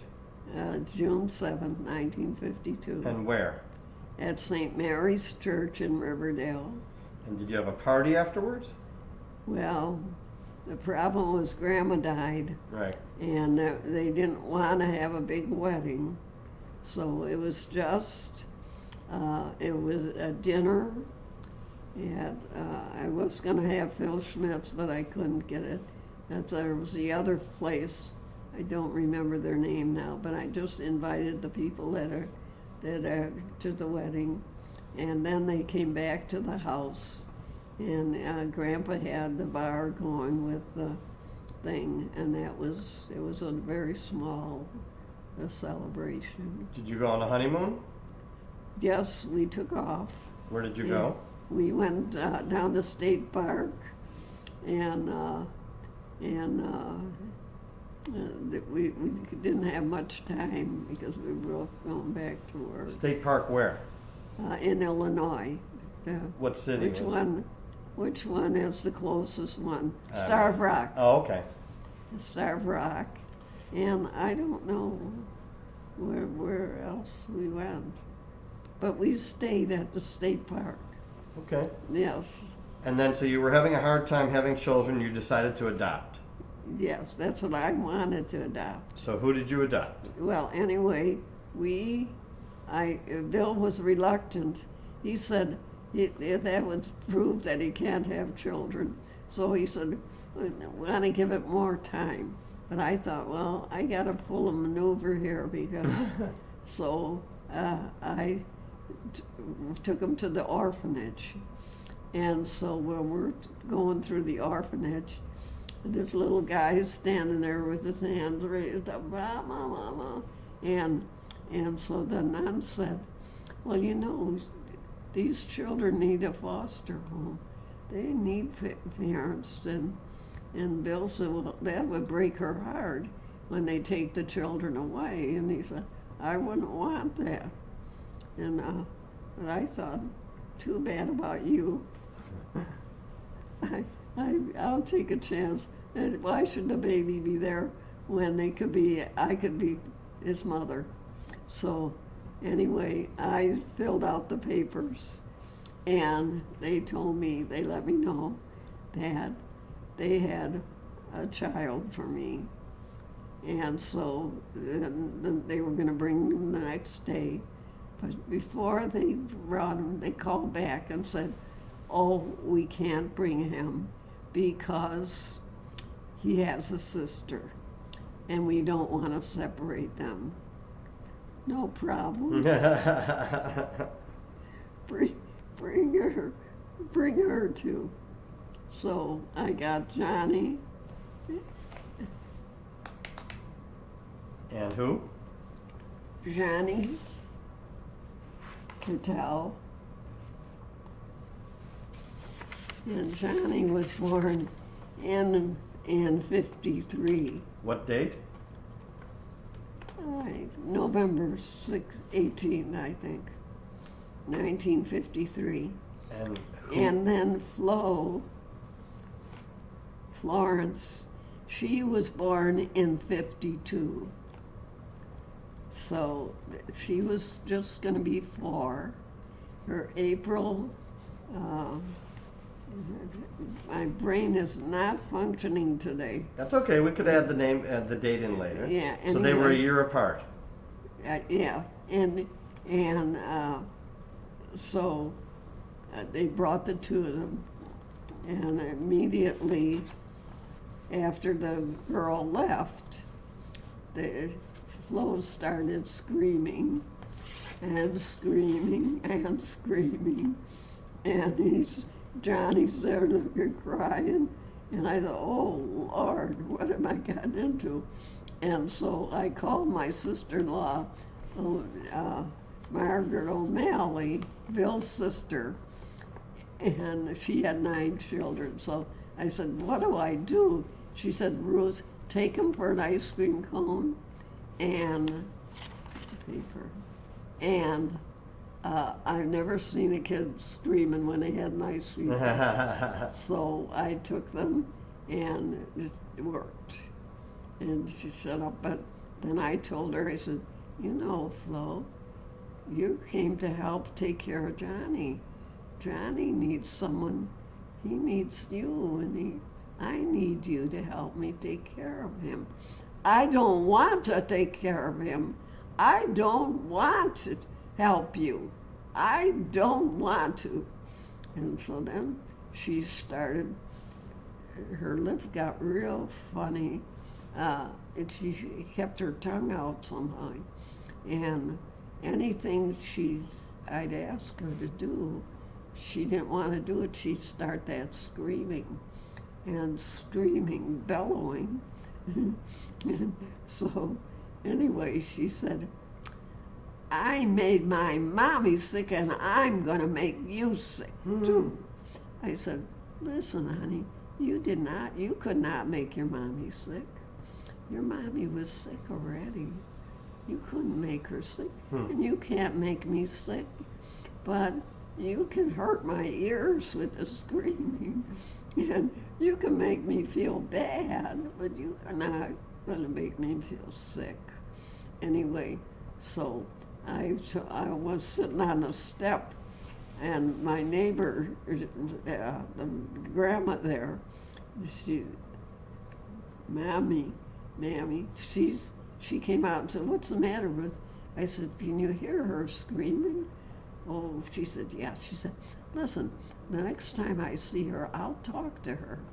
So anyway, when she talked to them, Flo came in and said, Mammy told me you love me very much, and I should not be screaming, so I'm not going to scream anymore. What do you think of that? Wow. What do you think of that?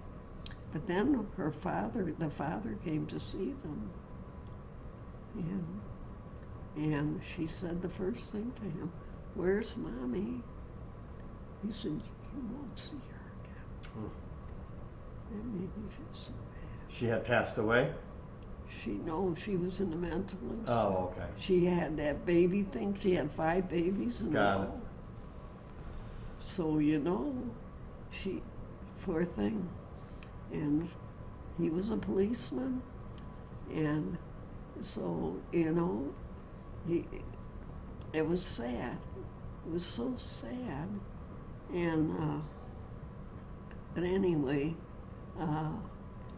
it, she was doing good. She held my hand all the time, wherever we went, and she was so good. And but then I find out there's 3 more siblings, and they're in the orphanage. Wait, before you get to that, and I want to hear that in 1 second. What was Johnny like as a little kid? He was so sweet. He was just the cutest little sweet thing.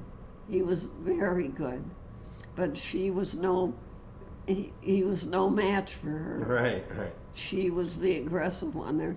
I had a car and a bike, and the little car was more younger, but she sat in the car and wouldn't get out. And he couldn't do the bike. Okay. So then they call you and they say, there's 3 more siblings.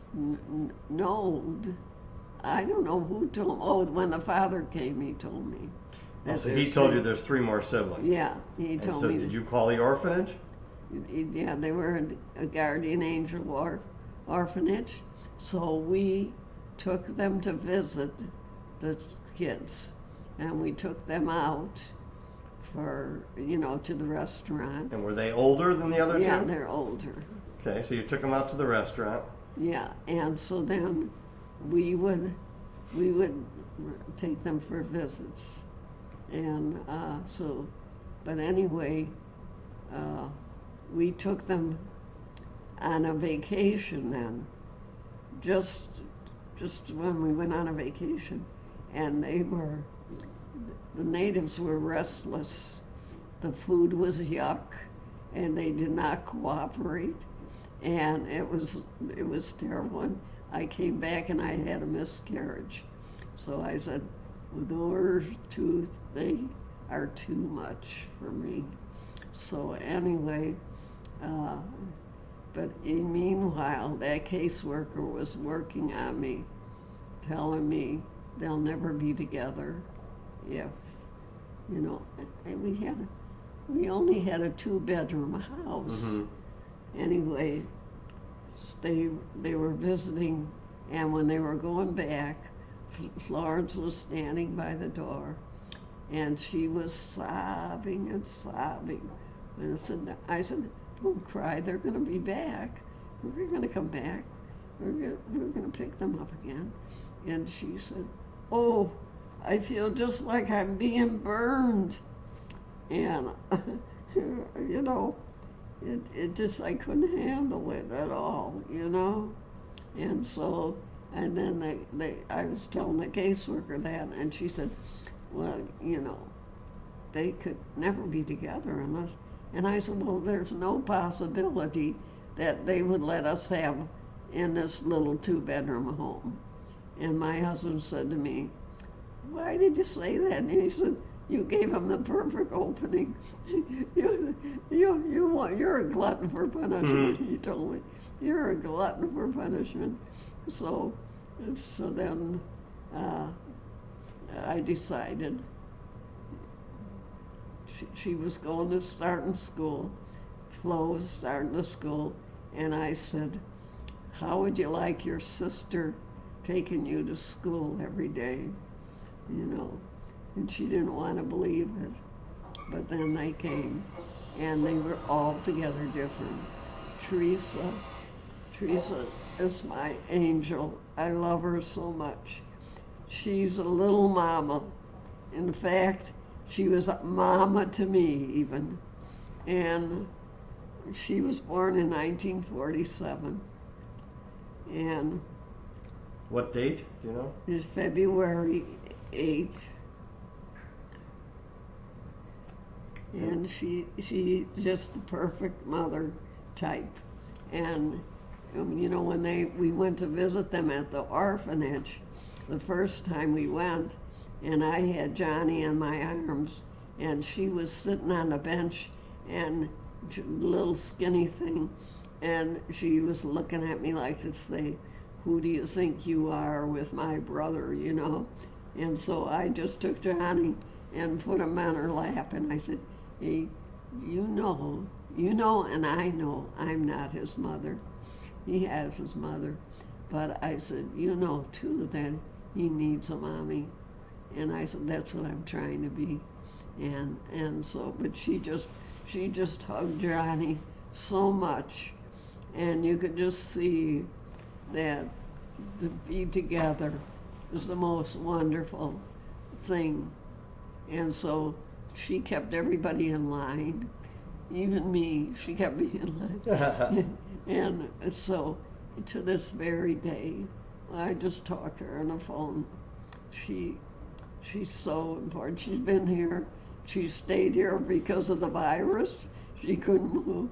She is so wonderful. In fact, when my sister was sick, her husband called me to come and take care of her, and I couldn't go. And Teresa said she had vacation, and she went down and took care of my sister. She went down there and took care of my sister. My sister loved her very, very much. And Teresa's just that kind. She's just so beautiful. And who was next after Teresa? Donna, the next year, she was born in 48. The date? Now, Donna, special person. What was the date of her birth? The 15th of February. Okay. And Donna always was in competition. Donna would always say, Teresa always said, I'm the favorite, I'm the favorite. And Donna would say, why is she the favorite? Why is she? I said, Donna, do you hear what Teresa says all the time? I'm the favorite. I said, I've never heard you say I'm the favorite. I never heard you say I'm the favorite. I said, give her a little competition. You be the favorite. There was a lot of, but Teresa very intelligent. They're all very intelligent. And Teresa was high score, everything, all through school. And Teresa made friends easily. Donna didn't make friends. She was kind of clinging to Teresa's friends. So there was competition. And she was taking Teresa's clothes and wearing them. Excuse me, blow my nose.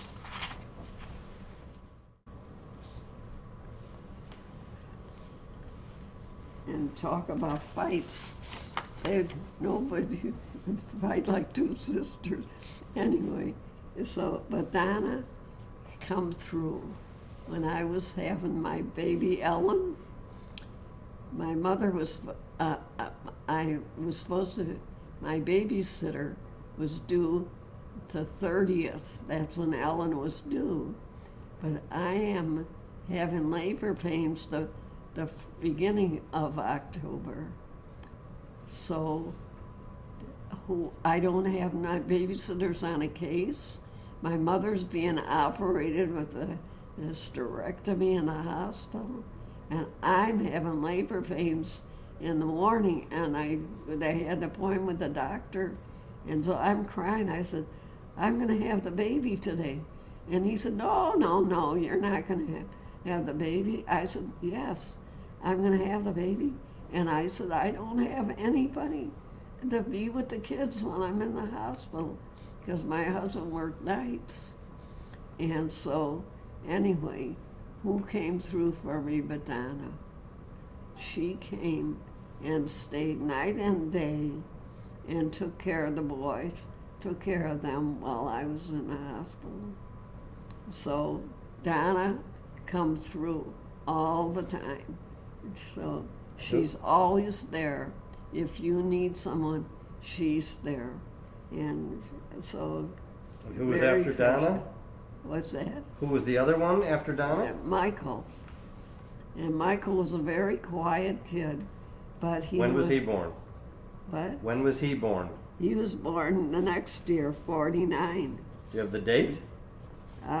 He's December 5th. Okay. Tell me about him. Very quiet. And when they came to my house, they said there was no room in Queen of Apostles school for him, and he would have to go to public school. Well, didn't he write to the orphanage, and then they got in touch with the school, and they got him into Queen of Apostles. And all he wanted was to be with his sisters and that. He did not want to go out to play baseball with the boys. He just wanted to be with, they just wanted to be together. And that was, and the boys would be calling him to go play ball and everything. And he went, I started the song, Happy Suffering to You, because if he lost a game, it was terrible. He was, it was the end. He was very intense, and so I used to sing Happy Suffering. Anyway, but he was very quiet, but you could see he was angry inside. He couldn't express his anger too good, and but I was so proud of him because such a good kid in school and studied hard and worked hard and loved his sister, loved them very much. Yeah. So these 5 kids were foster children. Yeah, they were all the same family. And did you adopt them? What? Did you adopt them, or did No. they go back to their families? Well, they called them back after the father was divorced the mother in the hospital, and he remarried, and they got a home, and he took them, and that was, I cried for 3 months. How long did you have the kids?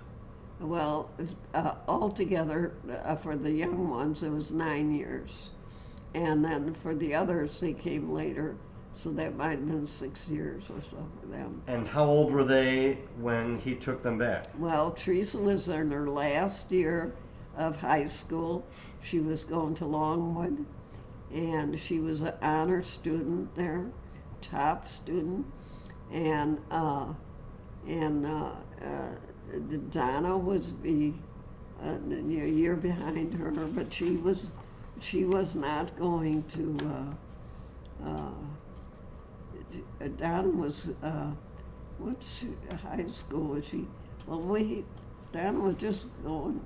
I don't know where Donna was going. That's okay. So was that crushing when they all left at the same time? Oh, I cried for 3 months, and Bill took down the picture because I had the picture on the wall. He said, "Every time you pass that picture, you're starting to cry." He said, "It's time for you to stop crying. You've got your children." I didn't know it. Had they seen their father over the years? Oh, yes. Okay. But a lot of times he'd call, but he didn't show up. You know, he would, but they loved their father. So were they excited about going with him, or were they sad? I think they were excited, but I still felt that they thought especially Florence and John, that I abandoned them. I felt that they felt that I rejected them. I felt very bad about that. And I cried hardest about Florence because, you know, she was the brownie and I was the true mother. And when I'd see the other brownies, if I see them, I would cry. And I cried so hard. And I didn't know it, but I was pregnant with Michael then. So. Okay, so now in the meantime, while you had these foster kids in the house, did you adopt another kid?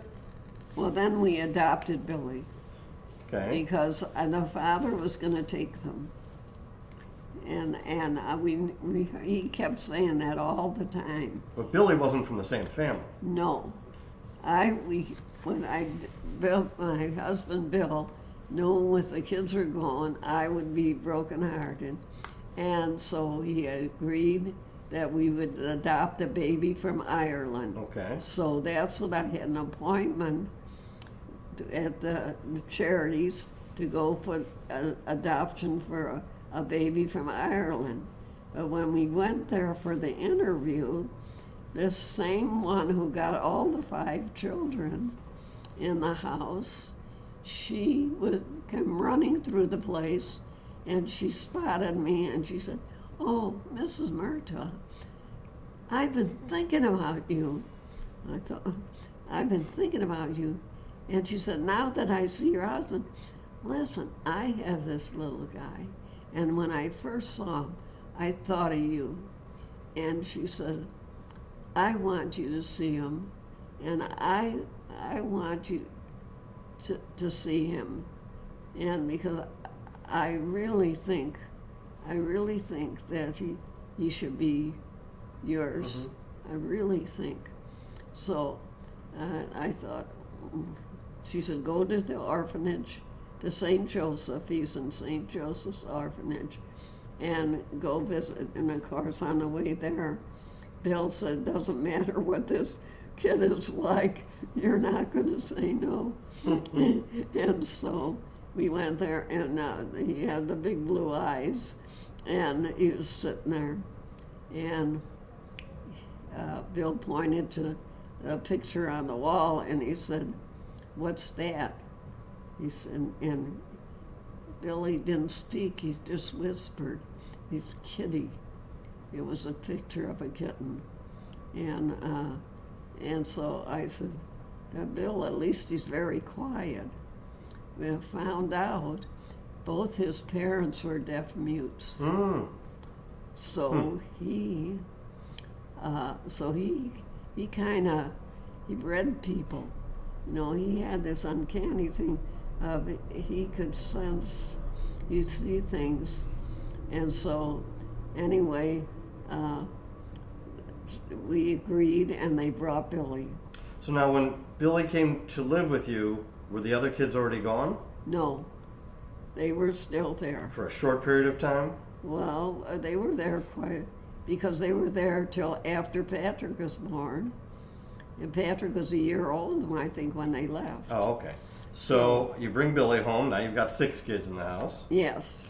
And then you start having natural kids. Natural birth. Yes. And who were they? They're Patrick, born in 1963. What's the date? April 3rd. Okay, and then who? Michael, April 7, 1965. And then who? Ellen, my baby here, she was born October 4th, 1966. In 3.5 years, I had 3 babies. So 3.5 years you had 3 babies. Well, I was getting pretty old. And did you have the 3 babies while the other 6 kids were still in the house? No, but they had left before Michael was born. Okay. They left before Michael was born. They were there for Patrick's first year. And So at one point you had 7 kids in the house. yes. How was that like to handle? Well, we added on to the house. We it. put 5 more rooms on the house. Oh, okay. And so it was a, So tell me what Pat, Mike, and Ellen were like as little kids. Start with Pat.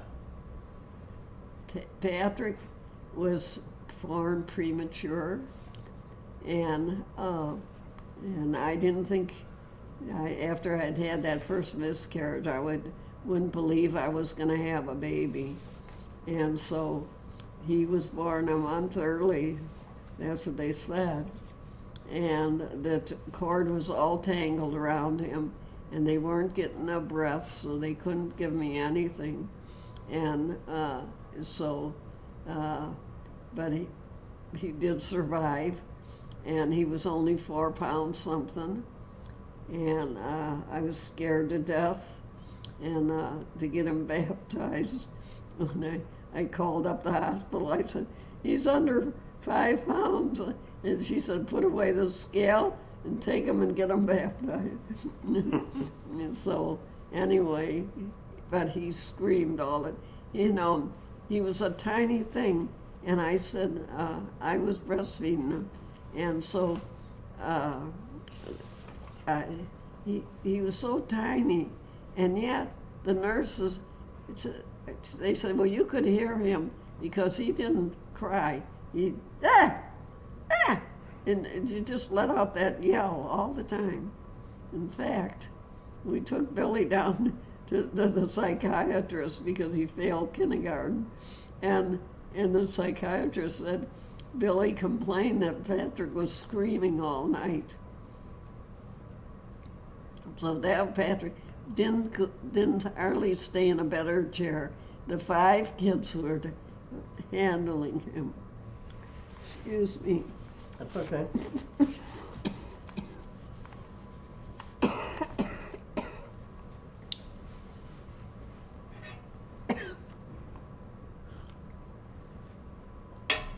He went from arm to arm, and they were dancing with him, and I Want to Hold Your Hand, the Beatles. He knew the perfect thing on the record player to hit that one song. They were dancing around the house all the time. Want to hold your hand. And so he never, like, they held him to feed him.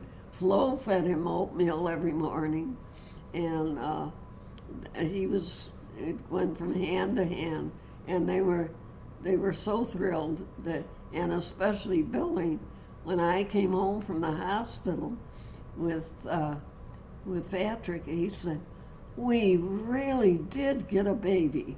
We really did get a baby. He didn't know what to believe. Yeah, but I was gone. So. And tell me, what was Mike like a little kid? Well, Mike was, he was the only one born on time, and he slept all the time. I came home from the hospital with him, put him in the crib, and was rocking Patrick by the side of the crib. Michael slept and just looked at you, and he slept all the time. He was really a very quiet, no trouble, very much. But Patrick made up for him. And so they were gone when Michael was born. So Patrick and Bill and poor Bill, he got used to his foster brothers and sisters. And when they left and he was there, this was a very bad blow for him when they left. He had insecurity, and they had said that when we got him at 3.5, and they said he had had a trauma, an emotional trauma, and that he would be emotionally immature all his life. And so we don't know what the trauma was, but they said they could not deal with it. It would only make him worse. So Bill had problems. And so I know that when the kids left, and me crying like a banshee all the time, that shook up Bill quite a bit. And so then I didn't know I was pregnant with Michael. And so then I had to stop crying. I knew as soon as I found I was pregnant, I knew I had to start. And then the kids were calling. At first they didn't, they weren't gone a month, and the new mother knocked on my door, and she said, take them back. I said, what? She said, they're breaking up my marriage, she said. They are not good. I said, no, they are really good. Sure, she said, they did everything for you. But she said, they're very bad and they're ruining my marriage. And I said, they love their father very much. And I said, they're happy to be with their father, And so I told her the father has the perfect right. I do not have the right over them. So what happened? Well, anyway, Teresa left because she was the mother the mother was, she was so bad, they had to eat in the basement. She put their food on the top step of the base, but she didn't have kids either. And getting their 5 kids, it's no easy thing. You can't, you don't walk in their footsteps, you don't know. But then Teresa left, and she got her own an apartment with the women thing, and the father wanted her to come back. She said, "Get rid of her, and I'll come back." So he got rid of her, and Teresa went back and stayed with the kids then, and so she was working then. And tell me about Ellen as a little kid. Ellen. When was she born? She was born October 4th on the Feast of St. Francis. So what year? What year? The year was 1966. And what was she like as a little kid? She was sunshine. Oh, she lit my life up. She was the sunshine in the home. In fact, to this very day, she lights up this house. She was always sunshine. And I remember we had to do a report, have the kids write something or say something. And I taped her what she was saying. And she said, "Look, the bright sunlight coming on in my window, warming me, making me so happy." And it was just a joyful thing. And she's just really perfect. You can see how good they are to me. They are so very good to me. Yeah, she was a perfect child. And now she didn't like a couple of the teachers, and she let you know. But she was always fighting the boys. And she called her father male chauvinist because Patrick clung to his father from a little baby. After I'd nurse him, he'd raise his hands for his father. And he was under his feet. And when Bill would be doing the plumbing or anything, he'd be right under the sink with him and everything. From a little kid, he was there working on the cars. In fact, Michael Pertell told me that he said, "I used to get so mad at Dad when we'd have to be out in the garage and working on the cars. And Dad would say, 'Hold the flashlight. Tighten that bolt, Mike.' And he said, I would be so resentful. But he said, now, he told me after, he said, I can do every job around the house. He said, I remember the plumbing, everything. He said, I could do all the jobs like Dad did. He said, now he said, but I remember how mad I was when I was watching. And I see that Phil did that with Michael. I'm with Patrick. But Michael, he was my boy, and he couldn't get near his father anyway because Patrick was there. And so Ellen, too, she didn't like it that Patrick was the privileged and the boys, and she should be doing in the house, which she doesn't like housework at all. So how many grandchildren do you have today? Well, let's count them. I gotta count. There's, Patrick has 3.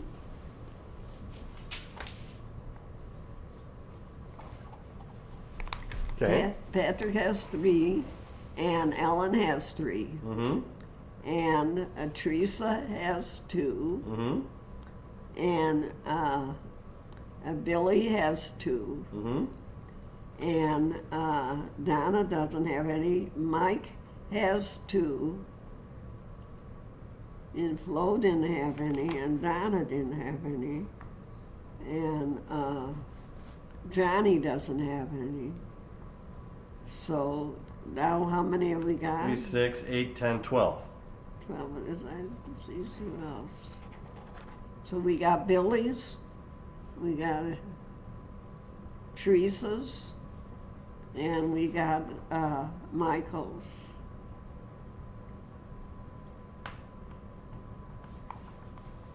And do you have any great grandchildren? Yes, Teresa has 2 grandchildren, 2 boys, Silas and Levi, and Patrick and Michael's son has 1 boy, Joey.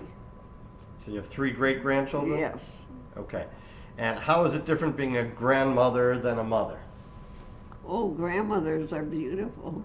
Grandmothers can do no wrong, and they love you so very much. I am busy on the phone because my Mary wants to talk to me every day. Emily, they call, they want to talk to me all the time, and it's just wonderful because you can't do no wrong with your when you're grandma. And this is the reason I'm sitting here today, is because I love them so very, very much. So precious, all of you. And I'm going to be with you forever and ever, because you're so precious to me, every one of you. So this is a hard duty doing this, being a movie star for you guys, who I love so very much. So what a wonderful thing to be a grandma. And tell me, what do you do now with most of your time? When did you move here? what do I do? When did you move here? When did you move to this house? Oh, we moved here it was 3 years, I think, at Thanksgiving. Where did you live before that? We lived on Greenwood Avenue. So you lived with Ellen and your husband Yes. back then? After my second husband died in 2011, Ellen came and picked me up in the suitcase and said, "You're coming and living with us." Now, when did your first husband die? He died in 1979 when we were on vacation to Colorado. How did he die?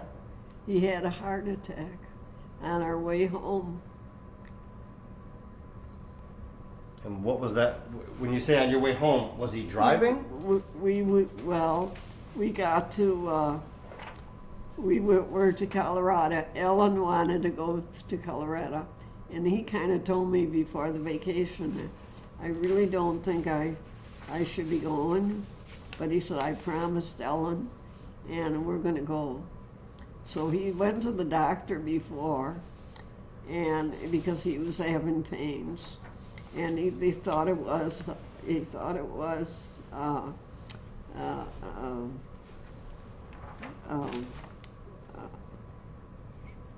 something with the stomach.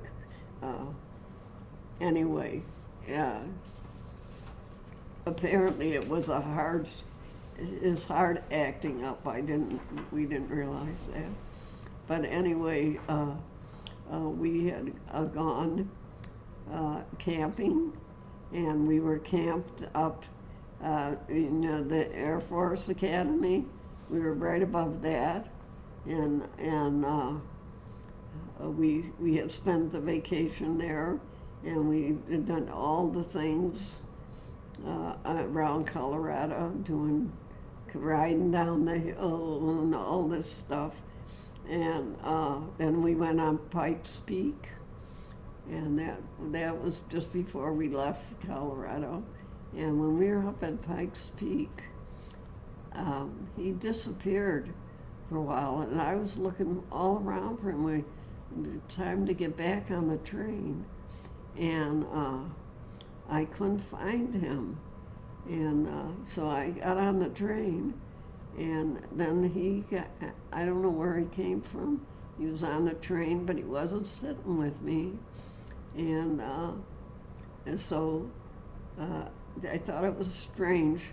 But anyway, Michael was talking to some girl he was sitting with. And my husband said to Michael, "Well, did you find out the girl's name?" And he said, "No." And my husband said, "Michael, you were talking all the time." He said, "But I didn't notice her talking." He said, "Did you ask her her name or anything? And he said, no. He said, well, see, Michael, you did all the talking and you didn't learn anything about her, you know. So he was trying to tell Michael a lesson right there. And so anyway, then we packed up. We went to Mass and we packed up to leave. And they was saying, which way do you want to go home? And we knew Billy was getting out of the service. And my husband told me now, that's the end of our peaceful days, because with Billy there's no peace. He was always disrupting, and he said, well, this is the end of our peaceful days. We got to get home for Billy's coming from the service. So we decided to go the short route and come home. So you were saying you were taking the short route home. And so we got to Columbia, Missouri, and he was going to pick the best motel, and we went to the one, and it didn't have the indoor swimming pool. So usually we have the best motel on the way home, and so we had to drive further, and we got to the other hotel with the indoor swimming pool, and we got there and registered, and I always ran ahead, and then I turned around and looked around, and I was going to run up the stairs. We were going to be on the first floor and up the stairs, and I noticed he was walking very slowly. And I turned around and went back, and I said, are you okay? And he got him upstairs in the bed, and he laid down, and he says, this is it, honey. This is it, honey. God forgive me all my sins. And I said, you want me to call 911? He said, yes. And so I called 911, and they came and they gave him a shot, and the blood splattered all over the room. It just burst, and the blood went all over the room. And then From where they gave him the shot? they gave him, I don't know if they wanted to give him intravenous, but when they put the needle in, the blood shot, like if blood wasn't getting through, you know? Mm-hmm. And so he had the blood clot, a big blood clot, and he was going through terrible pain every time that would pass there. So they got him to the hospital, and my son Michael said, send the priest, please send the priest. And my son Patrick, 16 years old, he drove us. I was in a basket case. He drove us to the hospital in a strange town. We followed the ambulance, and then they took him into emergency, and so then we waited, and they let us come up there, and he said to me, listen, honey, you're very tired. We drove all night. You're very tired. Take the kids and go back to the hotel. And he said, I'll rest better if I know you're resting. I'll rest better if I know you're resting. And I said, I don't want to leave. I don't want to leave, please.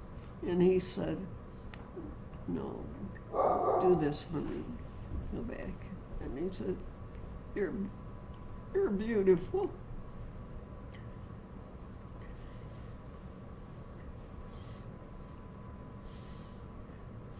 Take your time.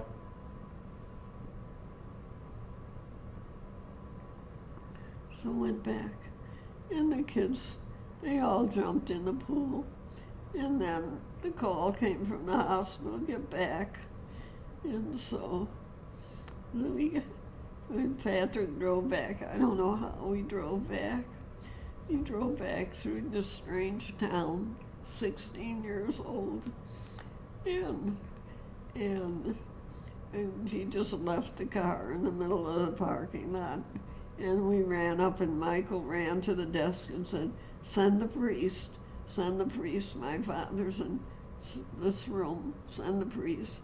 So they put us in a room, and we're in the room up there, and they said, and so we were saying the rosary, and the priest came, and he said, I'll go see your father, I'll go see your father. And so he went, and he came back, he said, you know, he's gonna be all right. I said, no, oh, no, Father, he's going home. He's going, Father, he's going. So well, I'll go back. And then he went back, and then he came back, and he said, they tried to operate, but they couldn't. And said his heart just burst. So that was it. So anyway, the priest said, Father Robo, I'll never forget his name because I prayed for him. And he said, this mass will be offered for Bill the next morning. And so he was so good. I was shaking. I couldn't get my wallet out. I couldn't find the names. I just remember my brother-in-law's number. I couldn't think of any other number.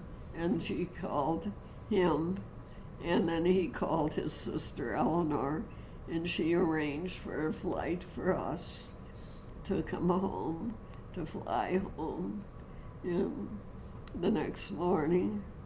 And my Pertells met me at the airport and stayed with us, and then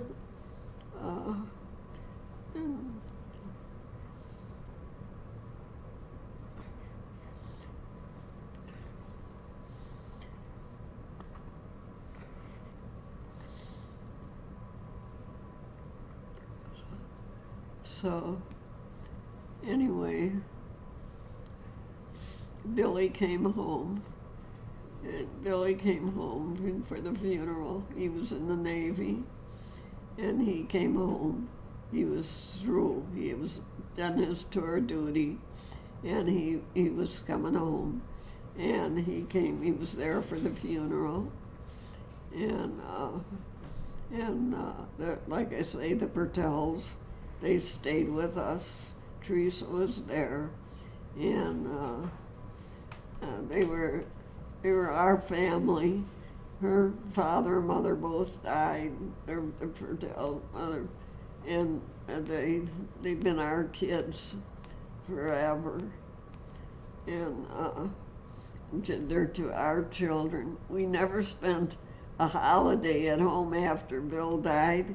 We always went to Teresa's, and we spent Christmas there and New Year's. And they were always, Teresa was there for every holiday for the children, for Easter, for Christmas, and most of the Pertells, we were all together for holidays, Christmas and that. So that made it so much easier. And you know, when we had the children, Bill said, you know, honey, they're gonna be our friends for life. We're going to have friends for life with the children. And it's so true. They paid back so much more than anything I could give. They paid back for us. And I'm so grateful to Bill that he let me have this adventure, that he let me be the mother and let me have my children, and that he had such a good sense of humor and such fun and adventure with all the camping trips and all the good things. We belonged to the swimming pool when they built it in Riverdale there, and they were at the pool every day swimming and everything. So we always picnic lunches in the park, and it's just fun, just a lot of fun. What year was this again that he passed away? What's that? What year was this again that he passed away? 1979. And then when did you remarry? 7 years later. And what was his name? Michael Sportiello. And how long were you married to him? 25 years. Wow. So this Michael Sportiello didn't know what he was getting into. And he always used to say, look up like this and say, thanks a lot, Bill. Thanks a lot, Bill. And so, but anyway,